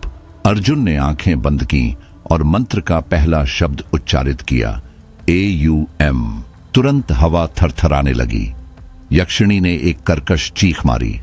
उसका चेहरा और पास आया। हर बार जब अर्जुन बोलता, वह उसकी आवाज को तोड़ देती, उसकी एकाग्रता भंग करती। उसके कान में फुसफुसाहटें भरी हवा गूंजी, रुक जा, तू भी मेरा है। अर्जुन के होंठ कांपे, पर वह रुका नहीं। उसकी आंखों में अब डर नहीं था, बस दृढ़ निश्चय था। हर शब्द के साथ उसकी सांसें भारी होती जा रही थीं। तन्वी कांपते हुए मंत्र दोहराने लगी। उसकी आवाज अर्जुन के स्वर के साथ मिल गई। आसमान लाल हो उठा। राख के साथ साथ हड्डियां हवा में घूमने लगीं। श्मशान अब किसी और लोक में बदल गया था। यक्षिणी ने अचानक अपने रूप बदले। कभी वह अर्जुन की मां बन जाती, आंखों में वही स्नेह, वही गर्मी, बेटा रुक जा। फिर वही चेहरा मरोड़ खा जाता, त्वचा पिघलती, आंखें जलती और वही दहकती मुस्कान लौट आती। अर्जुन की सांसें टूटने लगीं। तन्वी ने चिल्लाया, अर्जुन! पर वह नहीं रुका। उसने आंखें बंद कर लीं और मंत्र को दोहराया। उसकी आवाज गूंजती रही, धीरे, स्थिर, दृढ़। मृत्यु से मुक्ति, मुक्ति से रक्षा, रक्षा से शांति। उसका शरीर अब जलने लगा था। आग की लपटें उसके चारों ओर उठीं। त्वचा राख में बदल रही थी, पर आवाज अब भी स्थिर थी। यक्षिणी चीख उठी। उसकी आंखों से धुआं निकला और उसके शरीर पर दरारें पड़ने लगीं। चारों ओर की राख घूमकर एक भंवर बन गई जो उसे घेरने लगी। तन्वी दूर खड़ी देख रही थी। उसके चेहरे पर आंसू बह रहे थे, पर उसकी आंखों में गर्व था। वह देख रही थी अर्जुन की आत्मा धीरे धीरे शरीर से निकल रही थी, पर उसकी चेतना अभी भी मंत्र के साथ गूंज रही थी। राख का तूफान तेज हुआ, फिर अचानक सब कुछ थम गया। यक्षिणी ने चीख मारी, मैं लौटूंगी। यह अंत नहीं है। उसकी आवाज हवा को चीर गई। फिर उसका चेहरा धुंध में घुलने लगा और उसका विशाल शरीर राख में बिखर गया। श्मशान में एक भारी सन्नाटा छा गया।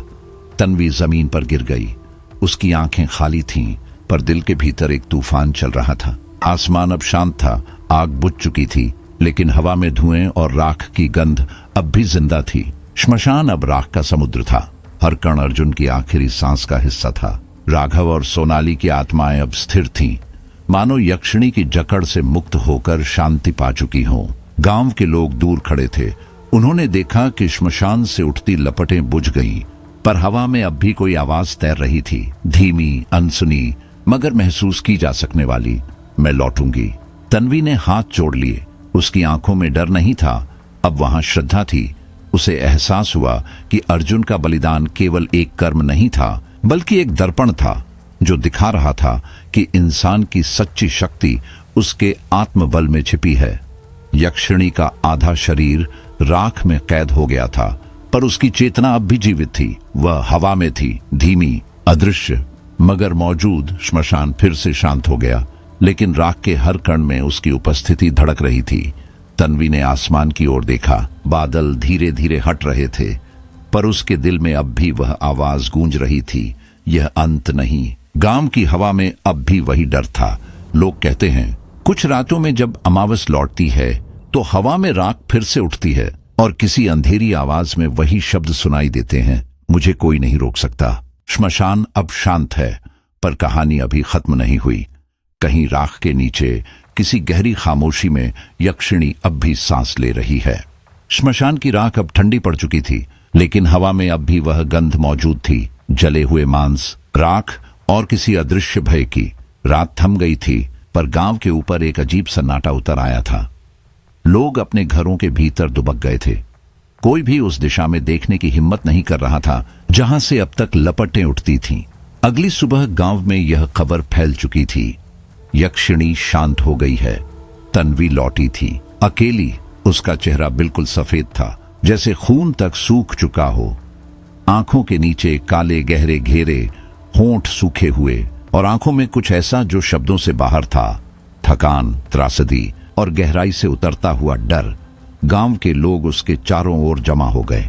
श्मशान की आग बुझ गई, किसी ने पूछा। तन्वी ने सिर झुका लिया। उसकी आवाज धीमी थी, हाँ, आग बुझ गई। राख अब ठंडी है। यक्षिणी का आधा रूप वहीं रह गया। गांव वाले राहत की सांस लेते हैं, पर तन्वी की आंखें कुछ और कह रही थीं। उसकी नजर हर ओर घूमती थी, जैसे कोई अब भी उसके पीछे चल रहा हो। कुछ दिनों तक गांव में शांति रही। लोगों ने सोचा कि भय का अंत हो गया, लेकिन तन्वी की चुप्पी, उसकी रातों की बेचैनी और उसका एकदम बदल जाना गांव में नया डर पैदा करने लगा। वह रात में खुद से बातें करती थी, कभी हंसती, कभी फुसफुसाती, कभी चुपचाप रो पड़ती। फिर एक सुबह गांव की पुलिस को कुछ मिला, अर्जुन का कैमरा, वही कैमरा जिसमें उसने अपनी आखिरी चेतावनी रिकॉर्ड की थी। कैमरा मिट्टी में आधा दबा हुआ मिला था। पुलिस ने उसे उठाया, साफ किया और ऑफिस ले जाकर चालू किया। जैसे ही स्क्रीन पर फुटेज चली, कमरा सन्नाटे में डूब गया। पहले कुछ सेकंड में राख उड़ती दिखी, फिर अर्जुन की आवाज, भारी, कांपती, लेकिन साफ, अगर कोई यह देख रहा है तो भाग जाओ, यहां से जितनी जल्दी निकल सकते हो निकल जाओ। उसके बाद एक चमक, एक झिलमिलाहट, और स्क्रीन पर सिर्फ एक पल के लिए वही चेहरा, आधा जला हुआ, आंखें जलते अंगारों जैसी, होठों पर वह अधूरी मुस्कान। कैमरे की स्क्रीन हिल गई और फिर अंधेरा छा गया, लेकिन वह अंधेरा अजीब था। वह सामान्य ब्लैक स्क्रीन नहीं थी, वह गहराई थी, मानो कैमरे के भीतर कोई जिंदा चीज झांक रही हो। जो भी अधिकारी वह फुटेज देखता, उसके साथ कुछ न कुछ अजीब होता। किसी को रात में वही राख की गंध आने लगी, किसी को अपने कमरे में किसी के चलने की आवाज सुनाई दी। कुछ हफ्तों में एक ने आत्महत्या कर ली, दूसरा अचानक हिंसक हो गया। गांव में यह खबर आग की तरह फैल गई, कैमरा श्रापित है। गांव के बुजुर्गों ने कहा, यक्षिणी अब उस कैमरे में बस गई है, जो भी उसकी आंखों में देखेगा उसकी आत्मा उसके पास चली जाएगी। लोगों ने कैमरा पुलिस से छीनकर श्मशान में फेंक दिया। पर अगले दिन वही कैमरा गांव के मंदिर के सामने मिला, धूल से सना पर चालू।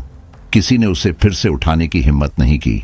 तन्वी की हालत दिन ब दिन बिगड़ने लगी। वह अब वास्तविकता से दूर जा रही थी। रातों में वह अर्जुन की आवाज सुनती। कभी वह बोलता, तन्वी भाग जाओ। कभी एक और आवाज फुसफुसाती, मुक्त करो। वह अब नींद में चलने लगी थी। कभी गांव की गलियों में राख ढूंढती, कभी चुपचाप श्मशान की दिशा में देखने लगती।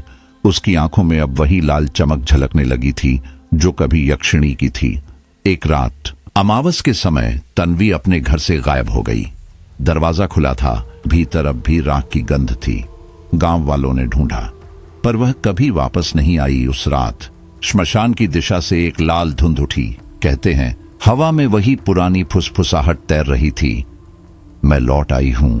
कुछ दिनों बाद पुलिस ने कैमरे की फुटेज का आखिरी हिस्सा देखा। इस बार आवाज स्पष्ट थी, अर्जुन की, पर कमजोर, दूर से आती हुई। अगर तुम ये देख रहे हो, देर मत करो, ये जगह अब इंसानों की नहीं रही। उसके बाद कैमरे की लेंस में वही लाल रोशनी चमकी। एक क्षण के लिए यक्षिणी का चेहरा करीब आया, इतना करीब कि लेंस में उसकी सांसों से धुंध छा गई। और फिर सब अंधेरा। वह अंधेरा अब भी वीडियो के अंत में मौजूद है। जो भी उसे देखता है कहता है कि अंधेरा हिलता है, जैसे कोई उसके भीतर से झांक रहा हो। गांव अब खाली है। रात में हवा में राख उड़ती है, कहीं दूर चीख सुनाई देती है। और कुछ कहते हैं अगर उस कैमरे को फिर से चालू किया जाए तो स्क्रीन पर अब तन्वी दिखती है। उसका चेहरा सफेद, आंखें लाल और होठों पर वही मुस्कान। वह कैमरे के करीब आकर बस एक ही वाक्य कहती है, अब तुम्हारी बारी है। तो दोस्तों, यह थी आज की कहानी, 300 साल पुरानी यक्षिणी का बदला। अगर आपने इसे सुना और अब भी सांस ले पा रहे हैं तो याद रखिए, कुछ कहानियां खत्म नहीं होती, वे बस देखने वालों के जरिए आगे बढ़ती हैं। वीडियो को लाइक करें, कमेंट करें और शेयर करना न भूलें, क्योंकि कभी कभी डर बांटने से नहीं घटता बल्कि फैलता है। अगर आपको ये कहानी डर और सस्पेंस से भरी लगी तो वीडियो को लाइक करें, कमेंट में बताएं कि किस पल ने आपकी सांसें रोक दी, और अपने दोस्तों के साथ शेयर जरूर करें, क्योंकि कौन जाने अगली बार किसके दरवाजे पर यक्षिणी की फुसफुसाहट सुनाई दे जाए। और हां, अगर आपने अब तक चैनल सब्सक्राइब नहीं किया है तो अभी कर लीजिए, क्योंकि यहां हर हफ्ते मिलती हैं रहस्यमयी, भयावह और सच्ची हॉरर कहानियां, सिर्फ और सिर्फ राज की बात पर।